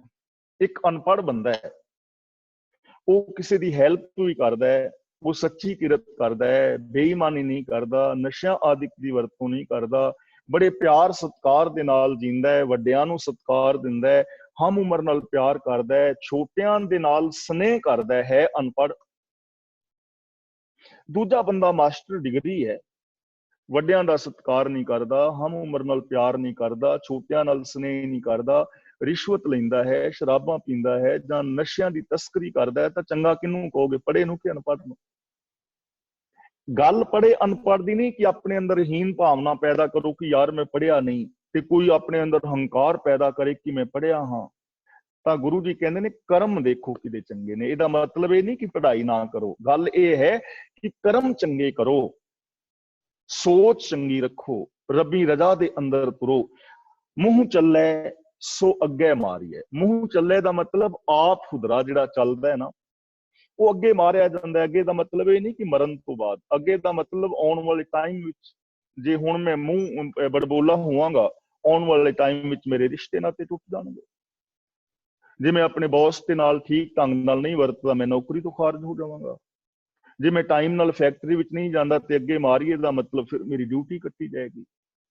ਜੇ ਮੈਂ ਅੱਜ ਰਿਸ਼ਵਤ ਲੈ ਰਿਹਾ, ਚੋਰੀ ਕਰ ਰਿਹਾ, ਤੇ ਅੱਗੇ ਆਉਣ ਵਾਲੇ ਟਾਈਮ ਦੇ ਵਿੱਚ ਮੈਂ ਮਾਰਿਆ ਜਾਵਾਂਗਾ। ਇਸ ਲਈ ਜੋ ਆਪ ਖੁਦਰਾ ਹੈ, ਜੋ ਗੁਰੂ ਗਿਆਨ ਮੁਤਾਬਕ ਜ਼ਿੰਦਗੀ ਨਹੀਂ ਰਹਿੰਦਾ, ਜੋ ਇਹਨਾਂ ਜਾਤਾਂ ਪਾਤਾਂ ਵਿੱਚ ਪਿਆ ਹੈ, ਜੋ ਵੱਖਰੇ ਵੱਖਰੇ ਧਰਮਾਂ ਵਿੱਚ ਵਿਸ਼ਵਾਸ ਰੱਖਦਾ ਹੈ, ਜੋ ਵੱਖਰੇ ਵੱਖਰੇ ਰੱਬ ਬਣਾਈ ਬੈਠਾ ਹੈ, ਸੰਸਾਰ ਦੇ ਅੰਦਰ ਸਚਿਆਰ ਹੋ ਕੇ ਨਹੀਂ ਜੀਂਦਾ, ਗੁਰੂ ਗਿਆਨ ਮੁਤਾਬਕ ਜ਼ਿੰਦਗੀ ਨਹੀਂ ਜੀਂਦਾ, ਲਾ ਆਫ ਨੇਚਰ ਦਾ ਪਾਲਨ ਨਹੀਂ ਕਰਦਾ, ਜੋ ਇਨਸਾਨੀਅਤ ਵਾਲੀ ਜ਼ਿੰਦਗੀ ਨਹੀਂ ਜੀਂਦਾ, ਜੋ ਗੁਰੂ ਦਰਸਾਏ ਮਾਰਗ ਤੇ ਨਹੀਂ ਚੱਲਦਾ, ਉਹ ਆਪ ਖੁਦਰਾ ਮਨੁੱਖ ਆਤਮਕ ਮੌਤੇ ਮਰ ਜਾਂਦਾ ਹੈ, ਚਾਹੇ ਉਹ ਪੜ੍ਹਿਆ ਹੈ ਜਾਂ ਅਨਪੜ੍ਹਿਆ ਹੈ। ਤਾਂ ਅੱਜ ਸਾਨੂੰ ਇਹਨਾਂ ਸ਼ਬਦਾਂ ਔਰ ਪੌੜੀ ਰਾਹੀਂ ਜੋ ਵਿਚਾਰ ਮਿਲਦੀ ਹੈ, ਰੱਬ ਇੱਕ ਹੈ, ਸਾਰੀ ਮਨੁੱਖਤਾ ਦਾ ਸਾਂਝਾ ਧਰਮ ਇੱਕ ਹੈ, ਏਕੋ ਧਰਮ ਦ੍ਰਿੜ੍ਹੈ ਸੱਚ ਕੋਈ, ਗੁਰਮਤਿ ਜੁਗ ਜੁਗ ਪੂਰਾ ਹੋਈ। ਤੀਜੀ ਵਿਚਾਰ ਸਾਨੂੰ ਇਹ ਮਿਲ ਰਹੀ ਹੈ ਕਿ ਸਾਨੂੰ ਸਾਡੇ ਕਰਮਾਂ ਅਨੁਸਾਰ ਇਸ ਦੁਨੀਆ ਵਿੱਚ ਸੁੱਖ ਦੁੱਖ ਮਾਨ ਆਦਰ ਦਾ ਨਿਰਾਦਰ ਮਿਲਣਾ ਹੈ। ਚੌਥੀ ਚੀਜ਼ ਸਾਨੂੰ ਮਿਲ ਰਹੀ ਹੈ ਕਿ ਸਾਡੇ ਦੁੱਖ ਵੀ ਦਾਰੂ ਬਣ ਸਕਦੇ ਨੇ ਜੇ ਉਹਨਾਂ ਨੂੰ ਅਸੀਂ ਪੋਜ਼ਿਟਿਵ ਰੂਪ ਦੇ ਵਿੱਚ ਵੇਖੀਏ, ਔਰ ਜੇ ਸੁੱਖਾਂ ਦੇ ਅੰਦਰ ਅਸੀਂ ਚੰਗੇ ਕਰਮ ਨਾ ਕਰੀਏ ਜਾਂ ਸੁਚੇਤ ਨਾ ਰਹੀਏ ਤੇ ਸਾਡੇ ਸੁੱਖ ਵੀ ਜਿਹੜੇ ਨੇ ਸਾਡੀ ਆਤਮਕ ਮੌਤ ਦਾ ਕਾਰਨ ਬਣ ਸਕਦੇ ਨੇ। ਤਾਂ ਸਮੁੱਚੀ ਵਿਚਾਰ ਅਸੀਂ ਕਹਿ ਸਕਦੇ ਹਾਂ ਕਿ ਸਾਹਿਬ ਸ੍ਰੀ ਗੁਰੂ ਗ੍ਰੰਥ ਸਾਹਿਬ ਜੀ ਦੀ ਪਾਵਨ ਬਾਣੀ ਨੂੰ ਭਾਈ ਅਸੀਂ ਆਪ ਪੜ੍ਹੀਏ, ਆਪ ਵਿਚਾਰੀਏ, ਔਰ ਗੁਰਮਤਿ ਆਸ਼ੇ ਅਨੁਸਾਰ ਜ਼ਿੰਦਗੀ ਜੀ ਕੇ ਆਪਣੇ ਜੀਵਨ ਨੂੰ ਸਫਲ ਕਰੀਏ। ਮੈਂ ਇੱਥੇ ਹੀ ਖਿਮਾ ਦਾ ਜਾਚਕ ਹਾਂ। ਮੇਰੇ ਤੋਂ ਬੋਲਦਿਆਂ ਕਿਸੇ ਤਰ੍ਹਾਂ ਦੀ ਕੋਈ ਭੁੱਲ ਗਲਤੀ ਹੋਈ ਹੋਵੇ ਤੇ ਆਪ ਸਾਰੇ ਹੀ ਮੇਰੇ ਨਾਲੋਂ ਜ਼ਿਆਦਾ ਸਿਆਣੇ ਵੀਰਾਂ ਔਰ ਵੀਰ ਔਰ ਭੈਣਾਂ ਹੋ, ਆਪ ਮੁਆਫ ਕਰੋਗੇ। ਹੁਣ ਵੀਰ ਤਰਲੋਚਨ ਸਿੰਘ ਜੀ ਅਨਮਿਊਟ ਹੋ ਗਏ ਨੇ, ਅਗਲੀ ਕਾਰਵਾਈ ਉਹ ਕਰਨਗੇ। ਤਾਂ ਮੇਰੇ ਵੱਲੋਂ ਆਪ ਫਤਿਹ ਪ੍ਰਵਾਨ ਕਰਨੀ। ਵਾਹਿਗੁਰੂ ਜੀ ਕਾ ਖਾਲਸਾ, ਵਾਹਿਗੁਰੂ ਜੀ ਕੀ ਫਤਿਹ। ਵਾਹਿਗੁਰੂ ਜੀ ਕੀ ਫਤਿਹ। ਬਹੁਤ ਬਹੁਤ ਧੰਨਵਾਦ ਗਿਆਨੀ ਜੀ। ਆਸਾ ਕੀ ਵਾਰ ਦੀ 12ਵੀਂ ਪੌੜੀ 12ਵੇਂ ਸ਼ਲੋਕ ਤੇ ਆਪ ਜੀ ਨੇ ਵਿਆਖਿਆ ਕੀਤੀ ਹੈ, ਸਾਰਿਆਂ ਨੇ ਅਸੀਂ ਸਾਵਣ ਕਰ ਲਈ ਹੈ।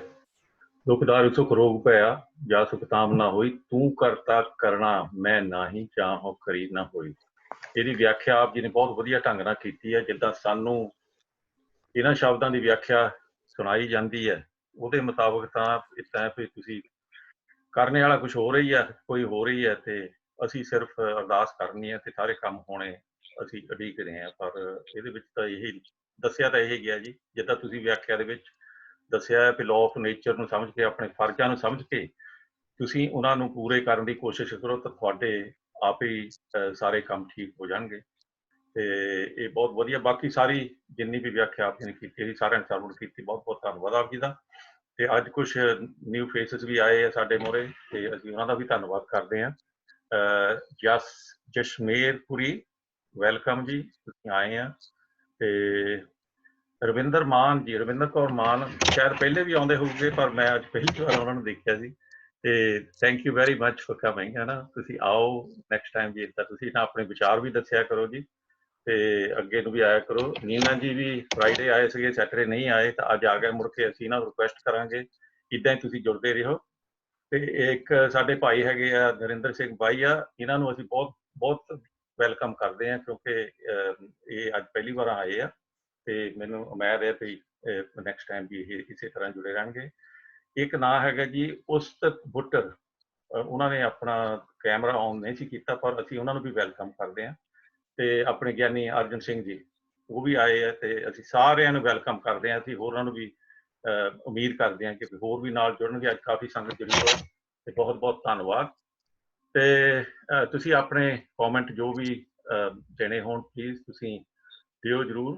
ਤੇ ਅੱਜ ਦੀ ਜਿਹੜੀ ਕਥਾ ਹੋਈ ਆ ਉਹਦੇ ਵਿੱਚੋਂ ਜੋ ਸਾਡੀ ਸਮਝ ਪਿਆ, ਜੋ ਸਾਡਾ ਕੋਈ ਕੁਐਸਚਨ ਵੀ ਹੋਵੇ, ਤੇ ਆਪਾਂ ਜ਼ਰੂਰ ਗਿਆਨੀ ਜੀ ਦੇ ਨਾਲ ਸ਼ੇਅਰ ਕਰੀਏ, ਤਾਂ ਕਿ ਉਹਨਾਂ ਨੂੰ ਵੀ ਪਤਾ ਲੱਗੇ ਵੀ ਅਸੀਂ ਸੁਣਦੇ ਵੀ ਹਾਂ ਤੇ ਅਸੀਂ ਸਮਝਦੇ ਵੀ ਹਾਂ। ਤੇ ਜਿਹੜੀ ਸਾਨੂੰ ਨਹੀਂ ਸਮਝ ਪੈਂਦੀ ਤੇ ਆਪਾਂ ਉਹਨਾਂ ਨੂੰ ਫੇਰ ਮੁੜ ਕੇ ਕੁਐਸਚਨ ਪੁੱਛ ਸਕਦੇ ਹਾਂ। ਤੇ ਸਭ ਤੋਂ ਪਹਿਲਾਂ ਮੈਂ ਦੇਖ ਰਿਹਾ ਜੀ ਕੁਲਦੀਪ ਕੌਰ ਅਨਮਿਊਟ ਹੋਏ ਆ, ਤੇ ਤੁਸੀਂ ਆ ਕੇ ਜੋ ਪੁੱਛਣਾ ਤੁਸੀਂ ਪੁੱਛੋ ਜੀ। ਫਿਰ ਮੈਂ ਸਤਨਾਮ ਸਿੰਘ ਜੀ ਕੋਲ ਆਊਂਗਾ ਜੇ ਤੁਸੀਂ ਕੁਝ ਪੁੱਛਣਾ ਹੋਇਆ ਤਾਂ। ਹਾਂਜੀ ਕੁਲਦੀਪ ਕੌਰ। ਗਿਆਨੀ ਜੀ, ਬ੍ਰਾਹਮਣ ਤੇ ਜੋਗੀ, ਹਾਂਜੀ ਜੋਗੀਆਂ ਦਾ ਤੇ ਬ੍ਰਾਹਮਣਾਂ ਦਾ ਫਰਕ। ਹਾਂਜੀ ਜੋਗੀ ਹੋਰ ਹੈ, ਬ੍ਰਾਹਮਣ ਹੋਰ ਹੈ। ਹਾਂਜੀ ਮਤਲਬ ਇਹ ਦੋ ਕੰਪਲੀਟਲੀ ਵੱਖਰੇ ਹੈਗੇ ਆ। ਹਾਂਜੀ ਅੱਛਾ, ਮੈਂ ਹੀ ਪੁੱਛਣਾ ਸੀ ਬਸ। ਹਾਂਜੀ ਵੱਖਰੇ ਜੀ, ਹਾਂਜੀ ਜੋਗੀ ਵੱਖਰੇ ਨੇ, ਬ੍ਰਾਹਮਣ ਵੱਖਰੇ। ਧੰਨਵਾਦ ਧੰਨਵਾਦ। ਠੀਕ ਹੈ ਜੀ, ਧੰਨਵਾਦ ਧੰਨਵਾਦ ਜੀ ਤੁਹਾਡਾ। ਤੇ ਸਤਨਾਮ ਸਿੰਘ ਜੀ, ਉਹਦੇ ਬਾਅਦ ਚ ਮੈਂ ਨਿਰਮਲ ਸਿੰਘ ਕੋਲ ਆਊਂਗਾ। ਮੇਰੀ ਸਕਰੀਨ ਤੇ ਖਾਲਸਾ ਵਾਹਿਗੁਰੂ ਜੀ ਕੀ ਫਤਿਹ। ਗਿਆਨੀ ਜੀ ਫਤਿਹ ਜੀ। ਦੁਖਦਾਰ ਸਰੋਗ ਪਿਆ, ਜਾ ਸੁਖ ਥਾਮ ਨਾ ਹੋਈ, ਆਪਨੇ ਦੱਸਿਆ ਜਿਸ ਤਰ੍ਹਾਂ ਦੁੱਖਾਂ ਦੇ ਵਿੱਚੋਂ ਵੀ ਕੁਝ ਸਿੱਖਿਆ ਜਾ ਸਕਦਾ ਹੈ ਤੇ ਸੁੱਖਾਂ ਦੇ ਵਿੱਚੋਂ ਰੋਗ ਵੀ ਲਾਏ ਜਾ ਸਕਦੇ ਹੈ। ਤੇ ਇੱਕ ਵਾਰ ਗਿਆਨੀ ਜੀ ਪੁੱਛਣਾ ਵੀ ਜਿੱਦਾਂ ਸ਼ੰਤ ਤੇ ਪੌੜੀ ਇਹਦੇ ਵਿੱਚ ਸੇਮ ਹੈ ਜਾਂ ਫਰਕ ਹੈ? ਹਾਂਜੀ, ਸ਼ੰਤ ਜਿਹਨੂੰ ਸ਼ੰਤ ਕਹਿੰਦੇ, ਸ਼ੰਤ ਜਾਂ ਪੌੜੀ? ਹਾਂਜੀ, ਛੰਤ ਵਿੱਚ ਔਰ ਪੌੜੀ ਵਿੱਚ ਫਰਕ ਹੈ। ਇਹ ਕਾਵ ਦੀ ਚਾਲ ਹੈ। ਠੀਕ ਹੈ ਜੀ। ਛੰਤ ਦੀ ਚਾਲ ਦੀਆਂ ਮਾਤਰਾਵਾਂ ਜਿਹੜੀਆਂ ਨੇ ਵੱਖਰੀਆਂ ਹੁੰਦੀਆਂ ਨੇ, ਔਰ ਪੌੜੀ ਦੀਆਂ ਮਾਤਰਾਵਾਂ ਜਿਹੜੀਆਂ ਨੇ ਉਹ ਵੱਖਰੀਆਂ ਹੁੰਦੀਆਂ ਨੇ। ਮਾਤਰਾਵਾਂ ਦਾ ਫਰਕ ਹੁੰਦਾ, ਜਿਵੇਂ ਸ਼ਲੋਕ, ਛੰਤ ਜਾਂ ਪੌੜੀ ਜਾਂ ਸਵਈਆ, ਇਹ ਇੱਕ ਕਾਵ ਹੈਗਾ ਤੇ ਉਹਦੇ ਮੁਤਾਬਕ ਇਹਨਾਂ ਦੇ ਨਾਮ ਨੇ। ਜਿਸ ਤਰ੍ਹਾਂ ਯਾਨੀ ਜੀ ਆਸਾ ਦੀ ਵਾਰ ਗੁਰੂ ਨਾਨਕ ਦੇਵ ਜੀ ਤੇ ਗੁਰੂ ਅੰਗਦ ਦੇਵ ਜੀ ਦੀ ਇਹ ਲਿਖੀ ਆ, ਤੇ ਇਹ ਨਹੀਂ ਗੁਰੂ ਨਾਨਕ ਦੇਵ ਜੀ ਨੇ ਹੀ ਆਸਾ ਦੀ ਵਾਰ ਕੀਤੀ ਕਿ ਜਾਂ ਕਿ ਗੁਰੂ ਅਰਜਨ ਦੇਵ ਜੀ ਨੇ ਜੋ ਗੁਰੂ ਗ੍ਰੰਥ ਸਾਹਿਬ ਦੀ ਸਥਾਪਨਾ ਕੀਤੀ ਆ ਉਦੋਂ ਨਹੀਂ ਆਸਾ ਦੀ ਵਾਰ ਵਿੱਚ ਬਾਣੀ ਸਥਾਪਿਤ ਕੀਤੀ? ਇਹਦੇ ਵਿੱਚ ਵੀਰ ਜੀ ਦੋ ਵਿਚਾਰ ਨੇ। ਜਿਵੇਂ ਕਿ ਆਪਾਂ ਪਹਿਲੇ ਦਿਨ ਇਹ ਚੀਜ਼ ਵਿਚਾਰ ਲਈ ਸੀ ਵੀ ਸ਼ਲੋਕ ਵੀ ਲਿਖੇ ਮਹਿਲੇ ਪਹਿਲੇ ਕੇ ਲਿਖੇ, ਤਾਂ ਇਹਦੇ ਵਿੱਚ ਵਿਚਾਰ ਨੇ ਦੋ ਕਿ ਕੁਛ ਤਾਂ ਇਹ ਲੋਕ ਕਹਿੰਦੇ ਨੇ ਕਿ ਗੁਰੂ ਨਾਨਕ ਪਾਤਸ਼ਾਹ ਜੀ ਦੇ ਸਮੇਂ ਹੀ ਇਹ ਪੌੜੀਆਂ ਦੇ ਨਾਲ ਜਿਹੜੇ ਸ਼ਲੋਕ ਨੇ ਗੁਰੂ ਨਾਨਕ ਪਾਤਸ਼ਾਹ ਜੀ ਦੇ ਲਿਖੇ ਗਏ ਸੀ ਔਰ ਪੜ੍ਹਨੇ ਸ਼ੁਰੂ ਹੋ ਗਏ ਸੀ। ਲੇਕਿਨ ਕੁਛ ਵਿਦਵਾਨਾਂ ਦਾ ਵਿਚਾਰ ਇਹ ਹੈ ਕਿ ਜਦੋਂ ਗੁਰੂ ਅਰਜਨ ਪਾਤਸ਼ਾਹ ਜੀ ਨੇ ਗੁਰੂ ਗ੍ਰੰਥ ਸਾਹਿਬ ਜੀ ਦੀ ਬੀੜ ਬੱਧੀ ਹੈ ਤਾਂ ਉਦੋਂ ਜਿਹੜੇ ਨੇ ਪੌੜੀਆਂ ਦੇ ਨਾਲ ਸ਼ਲੋਕ ਲਿਖੇ ਸੀ, ਜਿਵੇਂ ਦੂਜੀਆਂ ਵਾਰਾਂ ਦੇ ਵਿੱਚ ਸ਼ਲੋਕ ਲਿਖੇ ਨੇ ਉਦੋਂ ਲਿਖੇ ਸੀ। ਇਹਦੇ ਬਾਰੇ ਦੋ ਰਾਏ ਨੇ ਵਿਦਵਾਨਾਂ ਵਿੱਚ। ਥੈਂਕ ਯੂ ਜੀ, ਧੰਨਵਾਦ। ਮਿਹਰਬਾਨੀ ਜੀ। ਨਿਰਮਲ ਸਿੰਘ ਜੀ, ਮੈਂ ਤੁਹਾਡੇ ਕੋਲ ਆ ਰਿਹਾ। ਮੈਂ ਉਹਦੇ ਬਾਅਦ ਚ ਜੇ ਗੁਰਚਰਨ ਸਿੰਘ ਤੁਸੀਂ ਕੁਝ ਪੁੱਛਣਾ ਹੋਇਆ ਤਾਂ ਆਪਣੇ ਅਨਮਿਊਟ ਕਰ ਲਿਓ। ਹਾਂਜੀ ਨਿਰਮਲ ਸਿੰਘ ਜੀ। ਵਾਹਿਗੁਰੂ ਜੀ ਕਾ ਖਾਲਸਾ, ਵਾਹਿਗੁਰੂ ਜੀ ਕੀ ਫਤਿਹ। ਵਾਹਿਗੁਰੂ ਜੀ ਕੀ ਫਤਿਹ ਜੀ। ਮੇਰਾ ਆਪਣਾ ਖਿਆਲ ਹੈ ਕਿ ਜੇ ਇਹ ਜਾਂ 12ਵੀਂ ਆਸਾ ਦੀ ਵਾਰ ਜਿਹੜੀ ਅੱਜ ਆਪਾਂ ਸ਼ਲੋਕਾਂ ਦੇ ਰੂਪ ਵਿੱਚ ਆਪਾਂ ਗੁਰੂ ਨਾਨਕ ਦੇ, ਗੁਰੂ ਅੰਗਦ ਦੇਵ ਦੇ ਸ਼ਲੋਕਾਂ ਦੇ ਰਾਹੀਂ ਆਪਾਂ ਜੇ ਜੋ ਖਿਆਲ ਆਪਾਂ ਤੁਸੀਂ ਵਿਚਾਰ ਦੱਸੇ ਆ, ਜੇ ਇਹੀ ਆਪਾਂ ਅਗਰ ਇੰਨਾ ਕੀ ਯਾਦ ਕਰ ਲਈਏ ਸਾਰੀ ਦੁਨੀਆ ਸੁਧਾਰ ਨਹੀਂ ਹੋ ਸਕਦਾ। ਹਾਂਜੀ ਹੋ ਸਕਦਾ ਬਿਲਕੁਲ। ਇੰਨਾ ਕੀ ਬਾਕੀ ਸਭ ਕੁਝ ਚੀਜ਼ ਛੱਡ ਕੇ ਚੀਜ਼ਾਂ ਇੱਕ ਆਹ ਹੀ ਆਪਾਂ ਇੰਨਾ ਕੀ ਅਗਰ ਬੇਸ ਬਣਾ ਲਈਏ ਆਪਣੇ ਜੀਵਨ ਦਾ, ਹਾਂਜੀ ਤੇ ਅਮਲ ਦੇ ਕਰ ਲਿਆ ਜਾਏ ਤਾਂ ਇੱਕ ਇੱਕ ਸ਼ਬਦ ਹੀ ਸਾਡੀ ਜ਼ਿੰਦਗੀ ਬਦਲ ਸਕਦਾ। ਬਿਲਕੁਲ ਇਹਦੇ ਨਾਲ ਸਾਰੀ ਜ਼ਿੰਦਗੀ ਇੱਕ ਇੱਕ ਸ਼ਬਦ, ਇਹ ਸ਼ਬਦਾਂ ਦਾ ਮੇਰੇ ਖਿਆਲ ਸਾਰਾ ਨਿਚੋੜ ਹੀ ਲੱਗਦਾ ਮੈਨੂੰ ਕਿ ਇੱਕ ਧਰਮ, ਬਾਕੀ ਧਰਮ ਤੋਂ ਬਹੁਤ ਧਰਮ ਹੈਗੇ ਆ। ਜੇ ਆਪਾਂ ਸਾਰੀ ਦੁਨੀਆ ਹੁਣ ਦੇਖ ਲਓ, ਹਿੰਦੁਸਤਾਨ ਦੇ ਵਿੱਚ ਕਿੰਨੇ ਧਰਮ ਹੈ ਤੇ ਲੜਾਈ ਆਪੋ ਚ ਹੀ ਕਰੀ ਜਾਂਦੇ। ਉਹ ਕਹਿੰਦਾ ਮੇਰਾ ਵੱਡਾ, ਉਹ ਕਹਿੰਦਾ ਮੇਰਾ ਵੱਡਾ। ਹਾਲੇ ਤਾਂ ਇਹਨਾਂ ਇਹ ਸਮਝ ਕਿਉਂ ਨਹੀਂ ਆਉਂਦੀ ਹੋਊਗੀ। ਆਪਾਂ ਅਗਰ ਪ੍ਰਚਾਰ ਬੜਾ ਕਰਦੇ ਆ, ਸਮਝ ਫੇਰ ਨਹੀਂ ਆਉਂਦੀ। ਉਹ ਕਹਿੰਦੇ ਪੱਥਰ ਦੇ ਵਿੱਚੋਂ ਰੱਬ ਮਿਲ ਜਾਂਦਾ। ਉਹ ਕਹਿੰਦੇ ਨਹੀਂ ਹੈਗਾ ਅਸੀਂ ਸਾਡਾ ਧਰਮ ਹੈ ਪੱਥਰਾਂ ਵਾਲਾ ਧਰਮ ਵਧੀਆ, ਜਾਂ ਸਾਡੇ 33 ਹੈਗਾ ਜੇ ਕਰੋੜ ਦੇਵਤੇ ਉਹ ਹੋਗਾ, ਉਹਨਾਂ ਨੂੰ ਅਸੀਂ ਮੰਨਣਾ ਜ਼ਰੂਰ ਪਾਉਣਾ ਗੱਲਾਂ ਜ਼ਰੂਰ ਲਾ ਲਓ। ਇੱਕ ਧਰਮ ਵਿੱਚ ਅਸੀਂ ਆਉਣਾ ਹੀ ਨਹੀਂ। ਇਹ ਕਿਵੇਂ ਹੋ ਸਕਦਾ? ਕਿਵੇਂ ਆਪਾਂ ਇਹਨਾਂ ਨੂੰ ਇਹਨਾਂ ਦੇ ਖਾਦੇ ਪਾ ਸਕਦੇ ਹਾਂ? ਉਹਦੇ ਵਾਸਤੇ ਪ੍ਰਧਾਨ ਜੀ ਗੱਲ ਇਹ ਹੈਗੀ ਵੀ ਜੇ ਅਸੀਂ ਚਾਹੁੰਦੇ ਹਾਂ ਵੀ ਇਹ ਧਰਮ ਜਿਸ ਧਰਮ ਦੀ ਗੁਰੂ ਨਾਨਕ ਦੇਵ ਜੀ ਗੱਲ ਕਰ ਰਹੇ ਨੇ ਲਾਗੂ ਹੋਵੇ, ਤਾਂ ਘੱਟ ਤੋਂ ਘੱਟ ਸਿੱਖ ਵੀਰਾਂ ਨੂੰ ਕੋਈ ਇੱਕ ਪਿੰਡ ਜਾਂ ਕਲੋਨੀ ਐਸੀ ਵਸਾਣੀ ਚਾਹੀਦੀ ਹੈ ਜਿੱਥੇ ਸਾਰੇ ਸਿਧਾਂਤ ਲਾਗੂ ਹੋਣ। ਦੇਖੋ ਜਿਵੇਂ ਗੁਰੂ ਨਾਨਕ ਦੇਵ ਜੀ ਨੇ ਕਰਤਾਰਪੁਰ ਵਸਾਇਆ, ਫਿਰ ਗੁਰੂ ਅੰਗਦ ਦੇਵ ਜੀ ਖੰਡੂਰ ਸਾਹਿਬ ਵਸਾਰੇ ਨੇ, ਗੋਇੰਦਵਾਲ ਵਸਾਰੇ ਨੇ, ਉਹ ਰੋਲ ਮਾਡਲ ਪਿੰਡ ਸੀ। ਤੇ ਅਸੀਂ ਕਿਤੇ ਵੀ ਇਹ ਛਾਤੀ ਤੇ ਹੱਥ ਮਾਰ ਕੇ ਨਹੀਂ ਕਹਿ ਸਕਦੇ ਕਿ ਅਸੀਂ 3 ਬੰਦੇ ਗੁਰੂ ਨਾਨਕ ਦੇਵ ਦੇ ਇਹਨਾਂ ਸਿਧਾਂਤਾਂ ਦਾ ਇਕੱਠੇ ਹੋ ਕੇ ਪਾਲਨ ਕਰ ਰਹੇ ਹਾਂ। ਤਾਂ ਸਾਨੂੰ ਇਸ ਪਾਸੇ ਯਤਨ ਕਰਨਾ ਚਾਹੀਦਾ, ਜਿਵੇਂ ਸਾਡੇ ਬਾਬੇ ਨੇ ਜਾਂ ਸ਼੍ਰੋਮਣੀ ਕਮੇਟੀ ਹੈ ਜਾਂ ਹੋਰ ਸੰਸਥਾਵਾਂ ਨੇ, ਕੋਈ ਐਸਾ ਪਿੰਡ ਵਸਾਇਆ ਜਾਏ, ਕੋਈ ਸ਼ਹਿਰ, ਕੋਈ ਕਲੋਨੀ ਜਿੱਥੇ ਇਹ ਸਿਧਾਂਤ ਲਾਗੂ ਹੋਣ ਤੇ ਦੂਜਿਆਂ ਨੂੰ ਅਸੀਂ ਰੋਲ ਮਾਡਲ ਦਿਖਾ ਸਕੀਏ ਵੀ ਇਹ ਰੋਲ ਮਾਡਲ ਹੋਏਗਾ ਸਿੱਖ ਰਾਜ ਦਾ ਜਾਂ ਸਿੱਖ ਧਰਮ ਦਾ ਜਾਂ ਸਿੱਖ ਨਗਰ ਦਾ ਜਾਂ ਸਿੱਖ ਦੇਸ਼ ਦਾ। ਸਾਨੂੰ ਇਹਦੇ ਵਿੱਚ ਕਿਉਂਕਿ ਆਪਾਂ ਗੁਰੂ ਨਾਨਕ 550 ਸਾਲ ਹੋ ਗਏ, 550 ਸਾਲ ਦਾ ਮਨਾਇਆ ਵੀ ਹੈ ਕਿ ਰੋਲ ਮਾਡਲ ਵੀ ਆਪਾਂ ਵੱਖਰੇ ਵੱਖਰੇ ਗੁਰੂ ਸਾਹਿਬਾਂ ਨੇ ਸ਼ਹਿਰ ਵੀ ਵਸਾਏ ਆ, ਉੱਥੇ ਉਹਨਾਂ ਨੇ ਪ੍ਰੈਕਟਿਸ ਕੀਤੀ ਹੈ। ਪ੍ਰੈਕਟੀਕਲੀ ਉਹਨਾਂ ਨੇ ਆਪਣਾ ਇਹ ਧਰਮ ਨੂੰ ਅੱਗੇ ਲਿਆਂਦਾ ਤੇ ਦੂਜਿਆਂ ਦੇ ਧਰਮਾਂ ਦੇ ਉਹਨਾਂ ਸਥਾਨਾਂ 'ਤੇ ਜਾ ਕੇ ਵੀ ਸਭ ਕੁਝ ਚੀਜ਼ ਪ੍ਰਚਾਰ ਵੀ ਕੀਤਾ। ਤੇ ਨਾਲ ਇਹ ਬਾਕੀ ਜਿਹੜੀਆਂ ਚੀਜ਼ਾਂ ਜੇ ਆਪਾਂ ਮੰਨ ਜਿਹੜੀ ਖਿਆਲ ਬਹੁਤ ਹੀ ਚੰਗਾ, ਜੇ ਅਗਰ ਸਾਰੀ ਦੁਨੀਆ ਦਾ ਜਿੱਦਾਂ ਕਈ ਹੁਣ ਅੱਜ ਕੱਲ੍ਹ ਲੋਕੀ ਕਹਿਣ ਲੱਗ ਪਏ ਵੀ ਧਰਮ ਜੇ ਇੱਕੋ ਹੀ ਹੋਣਾ ਚਾਹੀਦਾ ਤੇ ਅਗਰ ਸਾਰੇ ਦੇਸ਼ਾਂ ਦੀ ਬਾਉਂਡਰੀਆਂ ਸਾਰੀਆਂ ਖਤਮ ਹੋ ਜਾਣਗੀਆਂ। ਤੇ ਬਾਕੀ ਜਿੰਨੀਆਂ ਵੀ ਆ ਜੇ ਆਪਾਂ ਇੱਕ ਨੂੰ ਮੰਨ ਕੇ ਚੱਲੀਏ, ਮੰਨਣਾ ਚਾਹੀਦਾ। ਜਿੱਦਾਂ ਹੁਣ ਆਪਾਂ 30-35 ਜਗ੍ਹਾ ਇੱਥੇ ਜੁੜੇ ਹਾਂ ਅੱਜ, ਜੇ 30-35 ਜਗ੍ਹਾ ਆਪਣੇ ਜੀਵਨ ਦੇ ਕਾਲ ਦੇ ਵਿੱਚ ਜਾਂ ਹਰ ਰੋਜ਼ ਰੋਜ਼ ਉਹਨੂੰ ਦੱਸੀਏ, ਸ਼ਾਇਦ ਆਪਾਂ ਫੈਲਾ ਸਕਦੇ ਹਾਂ, ਪਰ ਫੈਲਾਉਣ ਦਾ ਯਤਨ ਕੋਈ ਵੀ ਨਹੀਂ ਕਰਦਾ। ਤੇ ਇਹ ਬਾਕੀ ਜਿਹੜਾ ਜੀਵਨ ਦੇ ਕਾਲ ਦੇ ਵਿੱਚ ਜਿਹੜੀਆਂ ਬਾਕੀ ਚੀਜ਼ਾਂ ਆ, ਦੁੱਖ ਤੇ ਸੁੱਖ, ਇਹ ਆਉਣੇ ਆ ਕੇ ਹਰ ਜਗ੍ਹਾ ਸਰੀਰ ਆ, ਬੋਡੀ ਮਾਨਸਿਕ ਜਾਂ ਸਰੀਰ ਤੌਰ ਤੇ ਦੁੱਖ ਆਉਣੇ ਹੀ ਆ। ਉਹਨਾਂ ਨੂੰ ਠੀਕ ਕਰਨ ਲਈ ਸਾਡੇ ਕੋਲ ਗਿਆਨ ਇਸੇ ਜਗ੍ਹਾ ਪੌੜੀਆਂ ਦੇ ਵਿੱਚ ਗਿਆਨ ਇੰਨਾ ਆ ਕਿ ਗਿਆਨ ਨੂੰ ਅਗਰ ਦੇ ਨਾਲ ਅਸੀਂ ਦੁੱਖਾਂ ਨੂੰ ਸੁੱਖਾਂ ਵਿੱਚ ਬਦਲ ਸਕਦੇ ਹਾਂ। ਸੁੱਖਾਂ ਦੇ ਵਿੱਚ ਜੇ ਕਿਤੇ ਜਗ੍ਹਾ ਦੁੱਖ ਆਉਂਦੇ ਆ, ਉਹਨੂੰ ਨੈਗੇਟਿਵ ਤੋਂ ਪੋਜ਼ਿਟਿਵ ਤੋਂ ਨੈਗੇਟਿਵ ਬਣਾ ਸਕਦੇ ਹਾਂ। ਉਹ ਕਿਰਿਆਵਾਂ ਆਪਣੇ ਜੀਵਨ ਨੂੰ ਹੋਰ ਵੀ ਸੁਧਾਰ ਕੇ ਚੰਗਾ ਬਣਾ ਸਕਦੇ ਹਾਂ। ਤੇ ਗਿਆਨ ਵੀ ਸਾਡੇ ਕੋਲ ਇੱਦਾਂ ਆ ਕਿ ਜਿਸ ਤਰ੍ਹਾਂ ਤੁਸੀਂ ਆਪਣੇ ਘੜੇ ਦੀ ਇੱਕ ਮਿਸਾਲ ਦੇ ਕੇ ਕਿ ਪਾਣੀ ਅਗਰ ਘੜੇ ਵਿੱਚ ਬੰਨ੍ਹਿਆ ਜਾ ਸਕਦਾ ਤੇ ਘੜਾ ਅਗਰ ਪਾਣੀ ਤੋਂ ਬਿਨਾਂ ਨਹੀਂ ਹੋ ਸਕਦਾ, ਤੇ ਉਹ ਗਿਆਨ ਲੈ ਸਕਦੇ ਹਾਂ। ਗਿਆਨ ਜਿਹੜਾ ਇੱਕ ਵਾਰ ਆ ਉਹ ਆਪਣੇ ਜੀਵਨ ਨੂੰ ਆਪਾਂ ਸੁਧਾਰ ਸਕਦੇ ਹਾਂ। ਤੇ ਇਹ ਆ ਵੀ ਐਸੇ ਜੀਵਨ ਕਾਲ ਦੇ ਵਿੱਚ ਤੇ ਆਪਾਂ ਅਗਰ ਚੰਗੇ ਮਾੜੇ ਦਾ ਲੇਖ ਵੀ ਕਰ ਸਕਦੇ ਹਾਂ ਵੀ ਇਹ ਆਪਣੇ ਜੀਵਨ ਦੇ ਵਿੱਚ ਇਹਨਾਂ ਚੰਗੇ ਕੰਮ ਕੀਤੇ ਸੀ ਤੇ ਆਹ ਬੰਦਾ ਬੜਾ ਚੰਗਾ ਕਰ ਜਾਂਦੀ ਹੈ। ਤੇ ਮੈਂ ਇੱਕ ਜਿਹੜਾ ਜੋ ਵੀ ਅੱਜ ਆਪਾਂ ਤੁਸੀਂ ਗਿਆਨ ਇਹਨਾਂ ਸ਼ਬਦਾਂ ਦਾ ਗਿਆਨ ਦਿੱਤਾ, ਮੈਂ ਕਹਿੰਦਾ ਦੂਜੀ ਹੋਰ ਕੋਈ ਸਾਨੂੰ ਪੜ੍ਹਨ ਦੀ ਲੋੜ ਹੀ ਨਹੀਂ। ਇੰਨਾ ਕਿ ਆਪਾਂ ਜੀਵਨ ਦਾ ਇੱਕ ਆਧਾਰ ਬਣਾ ਕੇ ਚੱਲੀਏ, ਇੱਕ ਐਗਜ਼ਾਮਪਲ ਬਣ ਜਾਈਏ। ਤੇ ਗਿਆਨ ਤੇ ਜੇ ਕਿਸੇ ਦਾ ਜਾਣੀ ਉਸ ਗਿਆਨ ਦੇ ਮੁਤਾਬਕ ਆਪਾਂ ਸਾਰੇ ਜਿੰਨੀਆਂ ਵੀ ਕਿਰਿਆਵਾਂ ਕਰੀਏ ਗਿਆਨ ਦੇ ਮੁਤਾਬਕ, ਜਿੰਨਾ ਗਿਆਨ ਹੈਗਾ। ਤੇ ਮੈਂ ਕਹਿੰਦਾ ਵੀ ਇੱਥੇ ਵਿਵਸਥਾ ਇੱਥੇ ਸਭ ਕੁਛ ਆਪਣਾ ਜੀਵਨ ਚ ਇੱਥੇ ਅਗਰ ਜੀਵਨ ਜਿੱਤ ਕੇ ਜਾਵਾਂਗੇ, ਮਨ ਜੀਤੇ ਜਗ ਜੀਤ, ਜਿਹੜਾ ਤੁਸੀਂ ਮਨ ਦੇ ਉੱਤੇ ਕਾਬੂ ਪਾਉਣਾ ਗਿਆਨ ਨੇ ਪਾਉਣਾ ਤੇ ਗਿਆਨ ਦਾ ਹੈਗਾ ਲੈ ਕੇ ਜੇ ਅਸੀਂ ਆਪਣਾ ਜੀਵਨ ਹੈਗਾ ਸੁਧਾਰੀਏ ਤੇ ਬਹੁਤ ਸੋਹਣਾ ਹੋ ਸਕਦਾ। ਮੈਂ ਬਹੁਤਾ ਨਾ ਕਹਿੰਦਾ ਵੀ ਹੈਗਾ ਡਿਸਕਸ਼ਨ ਤੇ ਜਿੰਨੀ ਆਪਾਂ ਮਰਜ਼ੀ ਵਧਾਈ ਚੱਲੀਏ, ਪਰ ਅੱਜ ਦੀ ਪੌੜੀ ਇਹਦੇ ਨਾਲ ਇਹਨਾਂ ਸਹਿਯੋਗਾਂ ਦੇ ਨਾਲ ਹੀ ਮੈਂ ਤਾਂ ਕਹਿੰਦਾ ਆਪਣਾ ਜੀਵਨ ਤੇ ਮੇਰਾ ਤਾਂ ਬਣ ਗਿਆ, ਬਾਕੀ ਤੁਸੀਂ ਬਣਾਉਣਾ ਤੁਸੀਂ ਬਣਾ ਦਿਓ ਸਾਰੇ ਜਾਣੇ। ਵਾਹਿਗੁਰੂ ਜੀ ਕਾ ਖਾਲਸਾ ਵਾਹਿਗੁਰੂ ਜੀ ਕੀ ਫਤਿਹ। ਧੰਨਵਾਦ। ਵਾਹਿਗੁਰੂ ਜੀ ਕੀ ਫਤਿਹ। ਸਿਰਫ ਅਪਲਾਈ ਕਰਨ ਦੀ ਲੋੜ ਹੈ ਜੀ ਸਾਨੂੰ ਸਾਰਿਆਂ ਨੂੰ। ਜਦੋਂ ਅਪਲਾਈ ਕਰਾਂਗੇ ਤੇ ਸਾਨੂੰ ਸੁੱਖਾਂ ਦਾ ਪਤਾ ਲੱਗ ਹੀ ਜਾਣਾ ਆਪਣੇ ਆਪ ਨੂੰ ਹੀ, ਤੇ ਸਾਨੂੰ ਹੋਰ ਬੇਇੱਜ਼ਤਾਂ ਦੀ ਬਹੁਤੀ ਲੋੜ ਨਹੀਂ ਪੈਣੀ। ਆਪਣੇ ਸਤਿੰਦਰ ਸਿੰਘ ਜੀ, ਹਰਨੇਕ ਸਿੰਘ ਜੀ, ਮੈਂ ਤੁਹਾਡੇ ਕੋਲ ਆਉਣਾ। ਪਹਿਲਾਂ ਮੈਂ ਪੁੱਛ ਲਵਾਂ ਕਿ ਆਪਣੇ ਕਲਾਰ ਸਾਹਿਬ, ਆਪਣੇ ਇੱਕ ਸਕਿੰਡ ਜੀ, ਨੀਨਾ ਜੀ ਤੁਸੀਂ ਕੁਝ ਕਹਿਣਾ? ਹਾਂਜੀ, ਮੈਂ ਪੁੱਛਣਾ ਤੁਹਾਡੇ ਕੋਲ ਕੁਝ ਕਿ ਸਿੱਖ ਧਰਮ ਦੇ ਵਿੱਚ ਸ਼ਰਾਬ ਜਿਹੜੀ ਸ਼ਰਾਬ ਪੀਣੀ, ਨਸ਼ਾ ਕਰਨਾ, ਇਹਦਾ ਕੀ what's the place of that? ਇੱਥੇ ਭੈਣ ਨਸ਼ਿਆਂ ਦੀ ਬਿਲਕੁਲ ਪੂਰਨ ਤੌਰ ਤੇ ਮਨਾਈ ਹੈ, ਨਸ਼ੇ ਨਹੀਂ ਵਰਤਣੇ ਹਨਾ। ਨਸ਼ਾ ਤਾਂ ਵੈਸੇ ਨਹੀਂ ਵਰਤਣਾ ਚਾਹੀਦਾ ਡਾਕਟਰੀ ਤੌਰ ਤੇ ਵੀ, ਬਾਕੀ ਸਿੱਖ ਧਰਮ ਇਹਦੀ ਇਜਾਜ਼ਤ ਨਹੀਂ ਦਿੰਦਾ। ਨਹੀਂ ਦਿੰਦਾ? ਨਹੀਂ। ਅੱਛਾ, ਤੇ ਇਹੋ ਜਿਹੇ ਮਤਲਬ ਤਕਰੀਬਨ vast majority of the well of Sikh ਜਿਹੜੇ ਹੈਗੇ ਆ ਉਹ ਕਹਿੰਦੇ ਨੇ ਕਿ ਸ਼ਰਾਬ ਤੋਂ ਬਗੈਰ ਤੁਹਾਡਾ ਗੁਜ਼ਾਰਾ ਹੀ ਨਹੀਂ ਚੱਲਦਾ। ਅੱਛਾ, ਤੇ ਮੇਰੇ ਕੇਸ ਕੱਟੇ ਹੋਏ ਹੈਗੇ ਆ।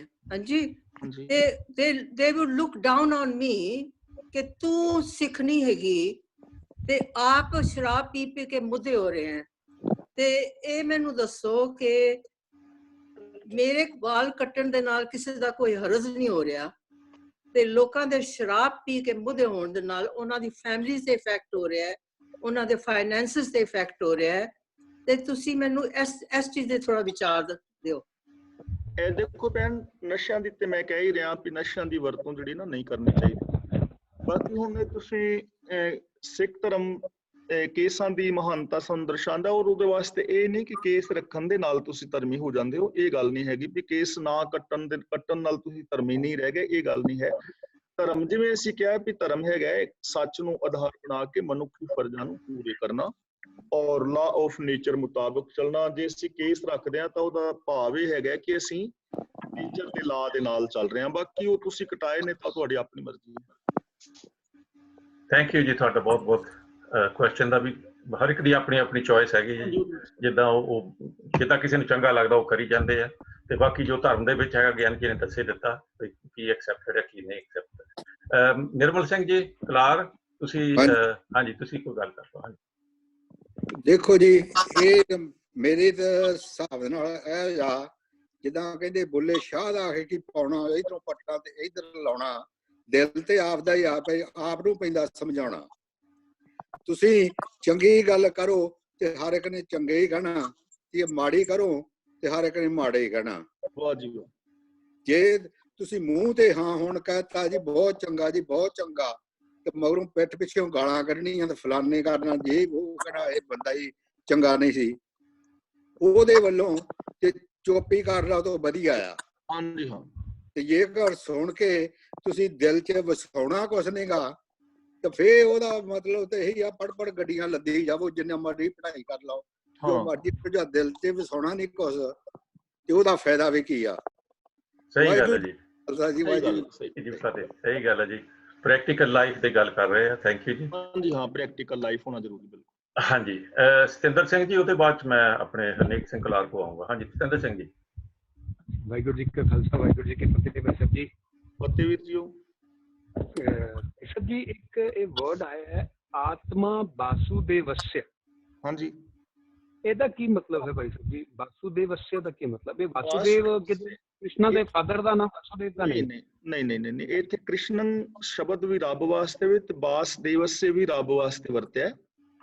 ਆਤਮਾ ਵਾਸੁਦੇਵਸਯ ਦਾ ਮਤਲਬ ਹੈਗਾ ਕਿ ਰੱਬ ਦੀ ਆਤਮਾ, ਯਾਨੀ ਰੱਬ ਦੀ ਜੋ ਹੋਂਦ ਹੈ। ਹਾਂਜੀ, ਜੇ ਕੋਈ ਉਸ ਭੇਦ ਨੂੰ ਜਾਣ ਲਵੇ ਕਿ ਉਹ ਰੱਬ ਦੀ ਹੋਂਦ ਕਰਕੇ ਹੀ ਸਾਰਿਆਂ ਦੀ ਹੋਂਦ ਹੈਗੀ। ਜੇ ਕੋਈ ਜਾਣੇ ਪਿਓ ਕਿ ਉਹ ਇੱਕ ਰੱਬ ਹੀ ਸਾਰਿਆਂ ਦੇ ਅੰਦਰ ਸਮਾਇਆ ਹੋਇਆ ਹੈ, ਮੇਰੇ ਵਿੱਚ ਵੀ, ਤੁਹਾਡੇ ਵਿੱਚ, ਹਿੰਦੂ ਮੁਸਲਮਾਨ ਸਿੱਖਾਂ ਦੇ ਵਿੱਚ, ਤੇ ਜੇ ਕੋਈ ਇਸ ਗੱਲ ਨੂੰ ਜਾਣ ਲਵੇ। ਹਾਂਜੀ, ਠੀਕ ਹੈ। Thank you Bhai Sahib ji, thank you very much. ਠੀਕ ਹੈ ਜੀ, ਬਹੁਤ ਮਿਹਰਬਾਨੀ। ਹਰਨੇਕ ਸਿੰਘ ਜੀ।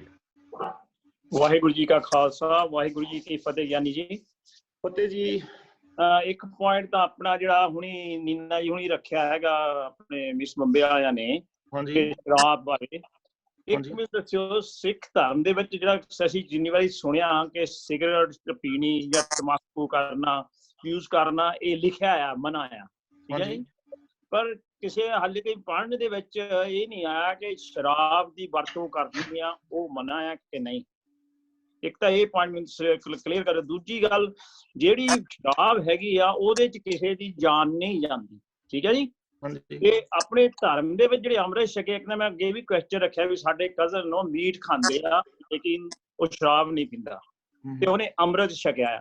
ਤੁਹਾਡਾ ਕੀ ਖਿਆਲ ਆ ਕਿ ਜਿਹੜਾ ਮੀਟ ਖਾਣਾ ਉਹ ਚੰਗੀ ਗੱਲ ਹੈ, ਕਿਸੇ ਦੀ ਜਾਨ ਖਾਣੀ ਉਹ ਨਾਲ ਕਿ ਜਿਹੜਾ ਸ਼ਰਾਬ ਹੈਗੀ ਆ ਪੀਣੀ ਜੇ ਤੁਸੀਂ ਆਪਣੇ ਹਿਸਾਬ ਨਾਲ ਪੀਂਦੇ ਆ ਤੇ ਉਹ ਸਹੀ ਆ? ਕਿ ਦੋ ਚੀਜ਼ਾਂ ਦੱਸਿਓ ਵੀ ਲਿਖਿਆ ਸ਼ਰਾਬ ਬਾਰੇ ਜਾਂ ਮੀਟ ਬਾਰੇ, ਦੋਹਾਂ ਬਾਰੇ। ਇੱਕ ਵਾਰੀ ਮੀਟ ਬਾਰੇ ਤਾਂ ਤੁਸੀਂ ਦੱਸਿਆ ਸੀ ਕਿ ਲਿਖਿਆ ਨਹੀਂ, ਪਰ ਉਹਦੇ ਬਾਰੇ ਇਹ ਲਿਖਿਆ ਵੀ ਜਦੋਂ ਤੁਸੀਂ ਖਾ ਸਕਦੇ ਆ, ਹਨਾ। ਇੱਕ ਤਾਂ ਇਹ ਮੈਨੂੰ ਕਲੀਅਰ ਕਰ ਦਿਓ ਜਰਾ। ਹਾਂਜੀ, ਦੇਖੋ ਸ਼ਰਾਬ ਬਾਰੇ ਤਾਂ ਨਸ਼ਾ ਜਿਹੜਾ ਕੋਈ ਵੀ ਨਾ ਸਾਰੇ ਨਸ਼ੇ ਵਿੱਚ ਆ। ਦੇਖੋ ਬਾਣੀ ਵਿੱਚ ਗੁਰੂ ਗ੍ਰੰਥ ਸਾਹਿਬ ਇੱਕ ਸ਼ਬਦ ਆਉਂਦਾ ਹੈ, ਮਾਨਸ ਭਰਿਆ ਆਣਿਆ ਮਾਨਸ ਭਰਿਆ ਆਏ, ਜਿਤ ਪੀਤੇ ਮਦ ਦੂਰ ਹੋਏ, ਬਰਲ ਪਵੇ ਵਿਚਾਏ, ਆਪਣਾ ਪਰਾਇਆ ਨਾ ਪਛਾਣੇ, ਖਸਮੋਂ ਤੱਕ ਕੇ ਖਾਏ, ਝੂਠਾ ਮਦ ਮੂਲ ਨਾ ਪੀਕੇ ਜੇ ਕਪਾਰ। ਜੇ ਤੁਸੀਂ ਆਪਣਾ ਭਲਾ ਚਾਹੁੰਦੇ ਹੋ ਤੇ ਝੂਠਾ ਨਸ਼ਾ ਕੋਈ ਵੀ ਨਾ ਵਰਤੋ। ਇਹ ਤਾਂ ਧਰਮ ਨੂੰ ਛੱਡ ਦਿਓ, ਇਹ ਤਾਂ ਡਾਕਟਰ ਵੀ ਕਹਿੰਦੇ ਨੇ, ਮਤਲਬ ਨਸ਼ਾ ਵਰਤਣਾ। ਉਹ ਤਾਂ ਇਹ ਗੱਲ ਤਾਂ ਤੁਹਾਡੀ ਸਹੀ ਹੈਗੀ ਆ। ਹਾਂਜੀ, ਬਾਕੀ ਰਹਿ ਗਈ ਮੀਟ ਵਾਲੀ ਗੱਲ, ਜਿਵੇਂ ਤੁਸੀਂ ਕਹਿੰਦੇ ਹੋ ਵੀ ਕਿਸੇ ਦੀ ਜਾਨ ਖਾਣੀ ਕੀ ਠੀਕ ਹੈ, ਉਹਦੇ ਵਾਸਤੇ ਨਾ ਇੱਕ ਨਿੱਕਾ ਜਿਹਾ ਸਵਾਲ ਮੈਂ ਤੁਹਾਡੇ ਅੱਗੇ ਕਰਾਂਗਾ, ਉਹਦੇ ਨਾਲ ਸਮੱਸਿਆ ਹੱਲ ਹੋ ਜਾਏਗੀ। ਇੱਕ ਬੰਦਾ ਇੱਕ ਜਾਨ ਲੈਂਦਾ ਹੈ, ਇੱਕ ਬੰਦਾ 10 ਜਾਨਾਂ ਲੈਂਦਾ ਹੈ, ਤੇ ਉਹਦੇ ਵਿੱਚੋਂ ਗਲਤ ਕਿਹਨੂੰ ਕਹੋਗੇ, ਇੱਕ ਵਾਲੇ ਨੂੰ ਕਿ 10 ਵਾਲੇ ਨੂੰ? ਦੋਈ ਗਲਤ ਮੇਰੇ ਹਿਸਾਬ ਨਾਲ। ਨਹੀਂ, ਜ਼ਿਆਦਾ ਗਲਤ ਕੌਣ ਹੈ? ਨਹੀਂ, ਜ਼ਿਆਦਾ ਵਾਲਾ ਜਿਹੜਾ ਜ਼ਿਆਦਾ ਜਾਨਾਂ ਲੈਂਦਾ, ਜ਼ਿਆਦਾ ਵਾਲਾ ਗਲਤ ਹੈ ਨਾ। ਇੱਕ ਨੇ ਇੱਕ ਜਾਨ ਲਈ, ਆਪਣੀ ਜਾਨ ਆਪਣਾ ਖਾਣ ਵਾਸਤੇ, ਇੱਕ ਨੇ 10 ਜਾਨਾਂ ਲਈਆਂ। ਦੇਖੋ ਇੱਕ ਬੰਦੇ ਨੇ ਇੱਕ ਮੁਰਗਾ ਮਾਰਿਆ, ਗਲਤ ਹੈ ਨਾ, ਉਹਨੇ ਜਾਨ ਲਈ। ਤੇ ਵੀਰ ਹਰਨੇਕ ਸਿੰਘ ਤੁਸੀਂ 10 ਆਲੂ ਉਬਾਲ ਦਿੱਤੇ, ਉਹਨੇ ਤੇ ਮਾਰਿਆ ਟੋਕਾ ਤੇ ਉਹ 2 ਮਿੰਟ ਚ ਖਤਮ ਹੋ ਗਿਆ, ਤੇ ਤੁਸੀਂ ਆਲੂਆਂ ਨੂੰ 10 ਨੂੰ ਪਾਣੀ ਵਿੱਚ ਉਬਾਲ ਕੇ ਮਾਰਿਆ। ਜ਼ਿਆਦਾ ਗਲਤ ਕੌਣ ਹੋਇਆ? ਕਿਉਂਕਿ ਜਾਨ ਤੇ ਆਲੂਆਂ ਵਿੱਚ ਵੀ ਹੈ। ਉਹ ਤਾਂ ਸੋਚਣ ਲਿਆ ਜੀ, ਓਦਾਂ ਤਾਂ ਜਾਨ ਤਾਂ ਹਰੇਕ ਚੀਜ਼ ਤੁਸੀਂ ਕਹਿ ਰਹੇ ਹੈਗੇ ਆ, ਪਰ ਇਹਦਾ ਆਪਾਂ ਕੁਝ ਖਾ ਹੀ ਨਹੀਂ ਸਕਦੇ। ਹਾਂਜੀ, ਇਸ ਕਰਕੇ ਨਾ ਉਹੀ ਮੈਂ ਤੁਹਾਨੂੰ ਬੇਨਤੀ ਕੀਤੀ ਸੀ ਕਿ ਜੇਤੇ ਦਾਣੇ ਅੰਨ ਕੇ ਜੀਆਂ ਬਾਜ ਨਾ ਕੋਈ। ਜਿਹੜੀ ਆਲੂ ਕਹਾਵਤ ਤੁਸੀਂ ਦੱਸੀ ਉਦਾਹਰਨ, ਮੇਰੀ ਗੱਲ ਸੁਣੋ। ਜਿਹੜਾ ਬੰਦਾ ਦੁੱਧ ਪੀਂਦਾ ਹੈ ਨਾ, ਹਾਂਜੀ, ਉਹ ਵੈਜੀਟੇਰੀਅਨ ਨਹੀਂ ਹੋ ਸਕਦਾ, ਕਿਉਂਕਿ ਦੁੱਧ ਵੀ ਲਿਕੁਇਡ ਮਾਸ ਹੀ ਹੈਗਾ। ਜਿਵੇਂ ਮੰਨ ਲਓ ਇੱਕ ਮੱਝ ਮਰੀ ਹੋਏ ਤੇ ਉਸ ਮੱਝ ਦੀ ਖੱਲ ਲਾਈ ਹੋਏ, ਤੇ ਮੈਂ ਤੁਹਾਡੇ ਘਰ ਆਵਾਂ ਤੇ ਤੁਸੀਂ ਮੱਝ ਦੀ ਲੱਥੀ ਹੋਈ ਖੱਲ ਦੇ ਉੱਤੇ ਜਿਸ ਪਾਸੇ ਖੂਨ ਲੱਗਾ ਹੈ ਥਾਲੀ ਦੇ ਵਿੱਚ ਰੋਟੀ ਪਾ ਕੇ ਮੈਨੂੰ ਦੇ ਸਕਦੇ ਹੋ? ਨਹੀਂ ਦਿਓਗੇ ਨਾ, ਕਿਉਂਕਿ ਉਹ ਖੱਲ ਹੈਗੀ ਹੈ ਖੂਨ ਦੇ ਨਾਲ ਲੱਥ-ਪੱਥ, ਤੇ ਥਾਲੀ ਰੱਖ ਕੇ ਨਹੀਂ ਦੋਗੇ। ਤੇ ਉਹ ਜਿਹੜਾ ਦੁੱਧ ਹੈ ਉਹ ਤਾਂ ਖੂਨ ਦੇ ਵਿੱਚੋਂ ਲੰਘ ਕੇ ਆ ਰਿਹਾ, ਉਹ ਮੈਂ ਵੀ ਪੀ ਲੈਣਾ, ਤੁਸੀਂ ਵੀ ਪੀ ਲੈਣਾ। ਇਸ ਲਈ ਮੈਂ ਉਸ ਦਿਨ ਬੇਨਤੀ ਕੀਤੀ ਸੀ, ਮੈਂ ਮੀਟ ਖਾਣ ਦਾ ਪ੍ਰਚਾਰ ਨਹੀਂ ਕਰ ਰਿਹਾ, ਕਿਉਂਕਿ ਮੈਂ ਆਪ ਨਹੀਂ ਖਾਂਦਾ। ਮੈਂ ਸੰਨ 81 ਹਾਂਜੀ 81 ਵਿੱਚ ਮੈਂ ਛੱਡਿਆ ਸੀ, ਉਸ ਤੋਂ ਪਹਿਲਾਂ ਮੈਂ ਬਹੁਤ ਮੀਟ ਖਾਦਾ ਹੈ। ਸੰਨ 81 ਦਾ ਮੈਂ ਛੱਡਿਆ। ਲੇਕਿਨ ਮੀਟ ਖਾਣਾ ਨਾ ਖਾਣਾ ਤੁਹਾਡੀ ਆਪਣੀ ਮਰਜ਼ੀ ਹੈ, ਅਸੀਂ ਗਲਤ ਨਹੀਂ ਕਿਸੇ ਨੂੰ ਕਹਿ ਸਕਦੇ। ਚਲੋ ਐਨੀਵੇ ਆਪਾਂ ਬੜਾ ਦੂਰ ਤਾਂ ਨਹੀਂ ਜਾਣਾ। ਚਲੋ ਮੈਂ ਜਿਹੜੀ ਮੇਰੇ ਪੁਆਇੰਟ ਦਾ ਇੰਨਾ ਵਧੀਆ ਆਨਸਰ ਨਹੀਂ, ਪਰ ਆਪਾਂ ਕਿਤੇ ਫੇਰ ਬੈਠ ਕੇ ਗੱਲ ਕਰਾਂਗੇ। ਤੁਹਾਡੀ ਦੂਜੀ ਗੱਲ ਜਿਹੜੀ ਸੀਗੀ, ਤੁਸੀਂ ਲਿਖਾਇਆ ਦੱਸਿਆ ਕਿ ਪੜ੍ਹੇ ਲਿਖੇ ਦਾ ਤਾਂ ਨਾਂ ਜਿਹੜਾ ਪੜ੍ਹਿਆ ਲਿਖਿਆ ਉਹਦੇ ਬਾਰੇ ਤੁਸੀਂ ਬਹੁਤ ਵਧੀਆ ਤਰੀਕੇ ਨਾਲ ਉਦਾਹਰਨ ਦਿੱਤੀ ਹੈਗੀ ਆ। ਉਹ ਬੜੀ ਦਿਲ ਕਿ ਜਿਹੜਾ ਪੜ੍ਹਿਆ ਲਿਖਿਆ ਬੰਦਾ ਹੈ ਜਾਂ ਪੜ੍ਹ ਗਿਆ, ਉਹ ਤਾਂ ਆਪਣੀ ਯੂਜ਼ਫੁਲ ਉਹਦੀ ਜੋ ਵੀ ਉਹਦੀ ਕੁਆਲੀਫਿਕੇਸ਼ਨ ਹੈ ਉਸ ਹਿਸਾਬ ਨਾਲ ਆਪਣਾ ਉਹਦਾ ਕੰਮ ਮਿਲ ਜਾਂਦਾ। ਪੜ੍ਹਨਾ ਬਹੁਤ ਜ਼ਰੂਰੀ ਗੱਲ ਹੈ, ਐਸੀ ਗੱਲ ਨਹੀਂ, ਚਲੋ ਕੰਮ ਮਿਲਿਆ। ਪਰ ਉਹਦੇ ਨਾਲ ਜੇ ਉਹ ਆਪਣੀ ਪੜ੍ਹਾਈ ਦੇ ਮੁਤਾਬਕ ਹੰਕਾਰ ਜਾਂਦਾ ਹੈਗਾ, ਕਿਸੇ ਛੋਟੇ ਬੰਦੇ ਨੂੰ ਥੋੜਾ ਘੱਟ ਪੜ੍ਹੇ ਨੂੰ ਬੰਦਾ ਨਹੀਂ ਸਮਝਦਾ, ਤੇ ਉਹਦੇ ਕਰਮ ਜਿਹੜੇ ਤੁਸੀਂ ਕਹਿੰਦੇ ਉਸ ਬੰਦੇ ਦੀ ਪੜ੍ਹਾਈ ਨਾਲ ਉਹਦੇ ਕਰਮ ਜ਼ਰੂਰੀ ਵੀ ਆਪਣੇ ਕਰਮਾਂ 'ਚ ਕੀ ਕਰਦਾ ਹੈਗਾ। ਅਨਪੜ੍ਹ ਦੇ ਕਰਮ ਵੱਜ ਜਾਣਗੇ। ਜਿਹੜਾ ਅਨਪੜ੍ਹ ਬੰਦਾ ਹੈਗਾ, ਅਨਪੜ੍ਹ ਬੰਦਾ ਹੈ, ਆਪਣੀ ਰੋਟੀ ਕਮਾਉਂਦਾ ਹੈਗਾ, ਚਲੋ ਬੋਲਾ ਨਹੀਂ, ਉਹਦੀ ਜੌਬ ਥੋੜੀ ਘੱਟ ਹੋ ਗਈ, ਪੈਸੇ ਥੋੜੇ, ਪਰ ਉਹ ਆਮ ਬੰਦੇ ਨਾਲ ਚੰਗੀ ਤਰ੍ਹਾਂ ਪਿਆਰ ਨਾਲ ਵਰਤਦਾ, ਰਿਸ਼ਤੇਦਾਰਾਂ ਨਾਲ ਪਿਆਰ ਨਾਲ ਵਰਤਦਾ, ਤੇ ਹਰੇਕ ਵਾਰੀ ਗਰੀਬ ਦੀ ਮਦਦ ਕਰਨੀ ਚਾਹੁੰਦਾ ਹੈਗਾ।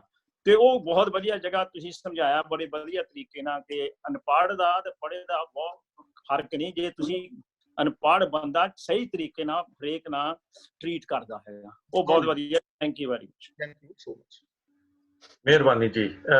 ਹਰਵਿੰਦਰ ਕੌਰ ਸੈਣੀ ਅਨਮਿਊਟ ਹੋਏ ਸੀਗੇ ਜੀ ਪਹਿਲਾਂ, ਜੇ ਉਹਨਾਂ ਨੇ ਕੁਝ ਕਹਿਣਾ ਤਾਂ ਜ਼ਰੂਰ ਆ ਜਾਣ।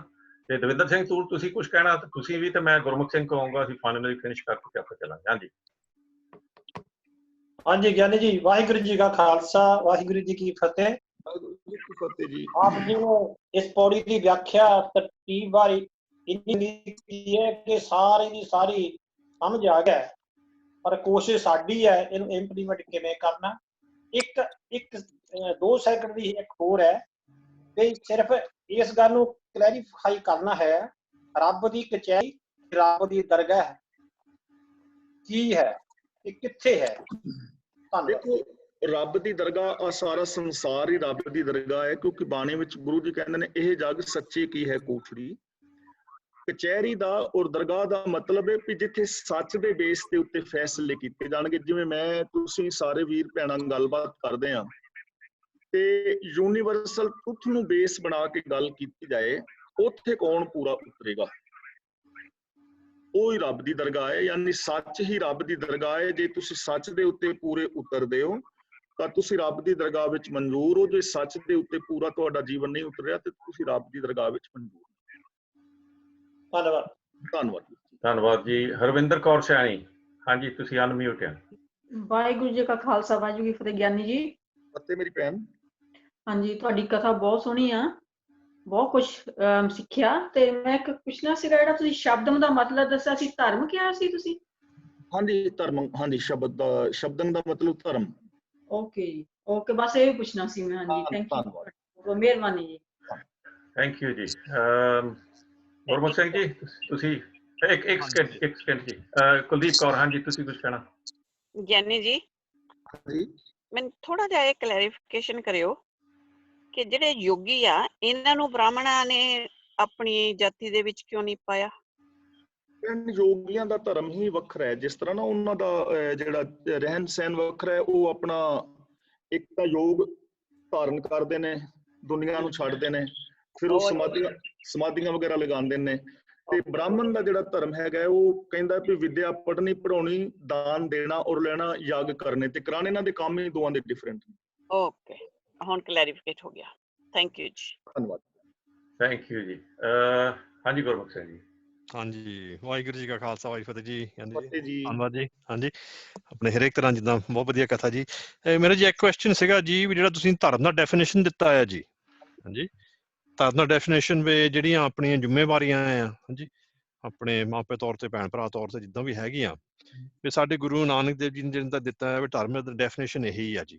ਹਾਂਜੀ ਹਾਂਜੀ, ਤਾਂ ਇਹਦੇ ਵਿੱਚ ਮੇਰਾ ਕੁਐਸਚਨ ਇਹ ਸੀ ਜੀ ਵੀ ਫਿਰ ਇਹਦੇ ਵਿੱਚ ਧਰਮ ਦਾ ਡੈਫੀਨੇਸ਼ਨ ਆ, ਵੀ ਇਹਦੇ ਵਿੱਚ ਜਿਹੜਾ ਆਪਣੇ ਸ੍ਰੀ ਗੁਰੂ ਗ੍ਰੰਥ ਸਾਹਿਬ ਦਾ ਸਤਿਕਾਰ, ਜਾਂ ਜਿਹੜਾ ਆਪਣੇ ਹੋਰ ਆਪਣੇ ਅੰਮ੍ਰਿਤ ਵੇਲਾ, ਨਿਤਨੇਮ, ਬਾਕੀ ਜਿਹੜੀਆਂ ਚੀਜ਼ਾਂ ਤੁਹਾਨੂੰ ਦੱਸੀਆਂ ਗਈਆਂ, ਵੀ ਇਹ ਧਰਮ ਦੇ ਡੈਫੀਨੇਸ਼ਨ ਦੇ ਵਿੱਚ ਨਹੀਂ ਆਈਆਂ ਜੀ। ਤੇ ਮੈਂ ਇਹ ਗੱਲ ਨਹੀਂ ਸਮਝਿਆ ਜੀ। ਦੇਖੋ, ਗੁਰੂ ਗ੍ਰੰਥ ਸਾਹਿਬ ਜਾਂ ਸਾਡੇ ਜਿਹੜੇ ਗੁਰਦੁਆਰੇ ਨੇ, ਇਹ ਸਾਡੀ ਇੱਕ ਬਣਾਈ ਹੋਈ ਅਲੱਗ ਮਰਿਆਦਾ ਹੈ ਨਾ, ਆਪ ਅਸੀਂ ਨਿਸ਼ਚਿਤ ਕੀਤੇ ਨੇ। ਇਹਦੇ ਵਿੱਚ ਅਸੀਂ ਬਦਲਾਵ ਕਰ ਸਕਦੇ ਹਾਂ। ਮਿਸਾਲ ਵਜੋਂ ਤੁਸੀਂ ਕਿਸੇ ਵੀ ਗੁਰਦੁਆਰੇ ਸਾਹਿਬ ਵਿੱਚ ਜਾਓ ਤੇ ਉੱਥੇ ਮਰਿਆਦਾ ਤੁਹਾਨੂੰ ਵੱਖਰੀ ਮਿਲੇਗੀ। ਜਿਵੇਂ ਨਾਨਕ ਸਰੀਏ ਨੇ ਜਾਂ ਟਕਸਾਲ ਵਾਲੇ ਵੀਰਾਂ ਦੀ ਵੱਖਰੀ ਹੈ, ਜਿਹੜੇ ਅਕਾਲ ਤਖਤ ਹਰਿਮੰਦਰ ਸਾਹਿਬ। ਹੁਣ ਇੱਥੇ ਦੇਖ ਲਓ, ਆਪਣੇ ਇੱਥੇ ਗੁਰਦੁਆਰੇ 2 ਨੇ ਨਾ, ਇੱਥੇ ਅਸੀਂ ਸਵੇਰੇ ਨਿਤਨੇਮ ਨਹੀਂ ਕਰਦੇ, ਤੁਸੀਂ ਵੀ ਨਹੀਂ ਕਰਦੇ, ਤੇ ਬਾਕੀ ਗੁਰਦੁਆਰਿਆਂ ਵਿੱਚ ਕਰਦੇ ਨੇ। ਸਾਡੀ ਆਪਣੀ ਬਣਾਈ ਹੋਈ ਹੈ, ਤੇ ਗੁਰੂ ਗ੍ਰੰਥ ਸਾਹਿਬ ਦਾ ਸਤਿਕਾਰ ਕਰਨਾ ਵੀ ਸਾਡਾ ਇੱਕ ਫਰਜ਼ ਹੀ ਹੈ। ਤੇ ਇਸ ਕਰਕੇ ਮਤਲਬ ਗੁਰੂ ਗ੍ਰੰਥ ਸਾਹਿਬ ਦੇ ਵਿੱਚੋਂ ਅਸੀਂ ਫਰਜ਼ਾਂ ਬਾਰੇ ਗਿਆਨ ਲੈਣਾ ਹੈ। ਗੁਰੂ ਸਾਡਾ ਗਿਆਨ ਦਾਤਾ ਹੈ, ਉਹਦੇ ਕੋਲੋਂ ਅਸੀਂ ਸਿੱਖਣਾ ਹੈ ਵੀ ਸਾਡੇ ਫਰਜ਼ ਕੀ ਨੇ, ਅਸੀਂ ਉਹਨਾਂ ਨੂੰ ਕਿਵੇਂ ਨਿਭਾਈਏ। ਠੀਕ ਹੈ ਜੀ, ਥੈਂਕ ਯੂ ਜੀ। ਬਾਕੀ ਗੁਰੂ ਗ੍ਰੰਥ ਸਾਹਿਬ ਦੀ ਸਾਂਭ ਸੰਭਾਲ ਹੈ, ਸੁਖਵਾਸਨ ਪ੍ਰਕਾਸ਼ ਕਰਨਾ, ਜਾਂ ਕਿਸ ਟਾਈਮ ਅਸੀਂ ਆ ਸਕਦੇ ਹਾਂ। ਕਿਸੇ ਗੁਰਦੁਆਰੇ ਸਾਹਿਬ ਦੇ ਵਿੱਚ ਟਾਈਮ ਕੋਈ ਵੱਖਰਾ ਹੁੰਦਾ, ਕਿਤੇ ਕੋਈ ਵੱਖਰਾ ਕਥਾ ਕਿਸੇ ਟਾਈਮ ਹੋ ਰਹੀ ਹੈ, ਕਿਸ ਟਾਈਮ, ਉਹ ਆਪਣੀ ਸਹੂਲਤ ਵਾਸਤੇ ਬਣਾਏ ਨੇ ਟਾਈਮ ਟੇਬਲ। ਤੇ ਮੇਨ ਹੈਗੀ ਵੀ ਅਸੀਂ ਜਿਵੇਂ ਗੁਰੂ ਨਾਨਕ ਦੇਵ ਜੀ ਨੇ ਜੋ ਬਚਨ ਕੀਤਾ ਨਾ, ਇੱਕੋ ਧਰਮ ਜਿਹੜਾ ਸੱਚ ਹੋਈ, ਗੁਰਮਤਿ ਯੁਗ ਯੁਗ। ਠੀਕ ਹੈ ਜੀ, ਥੈਂਕ ਯੂ ਜੀ। ਮੈਂ ਬਸ ਹਾਈ ਸਵਾਲ ਸੀ। ਥੈਂਕ ਯੂ ਜੀ। ਵਾਹਿਗੁਰੂ ਜੀ ਖਾਲਸਾ, ਵਾਹਿਗੁਰੂ ਜੀ ਕੀ ਫਤਿਹ। ਬਹੁਤ ਬਹੁਤ ਧੰਨਵਾਦ ਸਾਰੀਆਂ ਸੰਗਤਾਂ ਦਾ। ਹੋਰ ਕੋਈ ਅਨਮਿਊਟ ਨਹੀਂ ਹੈਗਾ ਜੀ ਇੱਥੇ। ਮੇਰਾ ਖਿਆਲ ਆਪਾਂ ਸਮਾਪਤੀ ਵੀ ਕਰ ਦਿੰਦੇ ਹਾਂ। ਤੇ ਧੰਨਵਾਦ ਗਿਆਨੀ ਜੀ, ਤੁਹਾਡਾ ਵੀ ਬਹੁਤ ਬਹੁਤ, ਸਾਰੀਆਂ ਸੰਗਤਾਂ ਦਾ ਵੀ ਬਹੁਤ ਬਹੁਤ ਇੱਕ ਵਾਰੀ ਫੇਰ ਧੰਨਵਾਦ। ਤੇ ਜਿੰਨੇ ਅੱਜ ਹੋਰ ਮਤਲਬ ਨਵੇਂ ਚਿਹਰੇ ਆਏ ਆ ਇਸੇ ਤਰ੍ਹਾਂ ਪਲੀਜ਼ ਆਇਓ ਕੱਲ ਨੂੰ ਵੀ, ਤੇ ਆਪਣੇ ਹੋਰ ਸਾਥੀਆਂ ਨੂੰ ਵੀ ਨਾਲ ਲੈ ਕੇ ਆਇਓ। ਕੱਲ ਨੂੰ ਅਸੀਂ ਇੱਥੇ ਦੇ UK ਦੇ ਟਾਈਮ ਦੇ ਮੁਤਾਬਕ 2 ਵਜੇ ਆਪਣੀ ਕਲਾਸ ਸ਼ੁਰੂ ਕਰ ਦੇਣੀ ਆ। ਗਿਆਨੀ ਜੀ ਸਵਾ 2 ਵਜੇ ਆਉਂਦੇ ਹੁੰਦੇ ਆ 15 ਮਿੰਟਾਂ ਬਾਅਦ, ਤੇ ਉਸ ਟਾਈਮ ਤਾਈਂ ਸਾਨੂੰ ਹੁਣ ਦਿਓ ਇਜਾਜ਼ਤ। ਬੁਲਾਓ ਫਤਿਹ। ਵਾਹਿਗੁਰੂ ਜੀ ਕਾ ਖਾਲਸਾ, ਵਾਹਿਗੁਰੂ ਜੀ ਕੀ ਫਤਿਹ।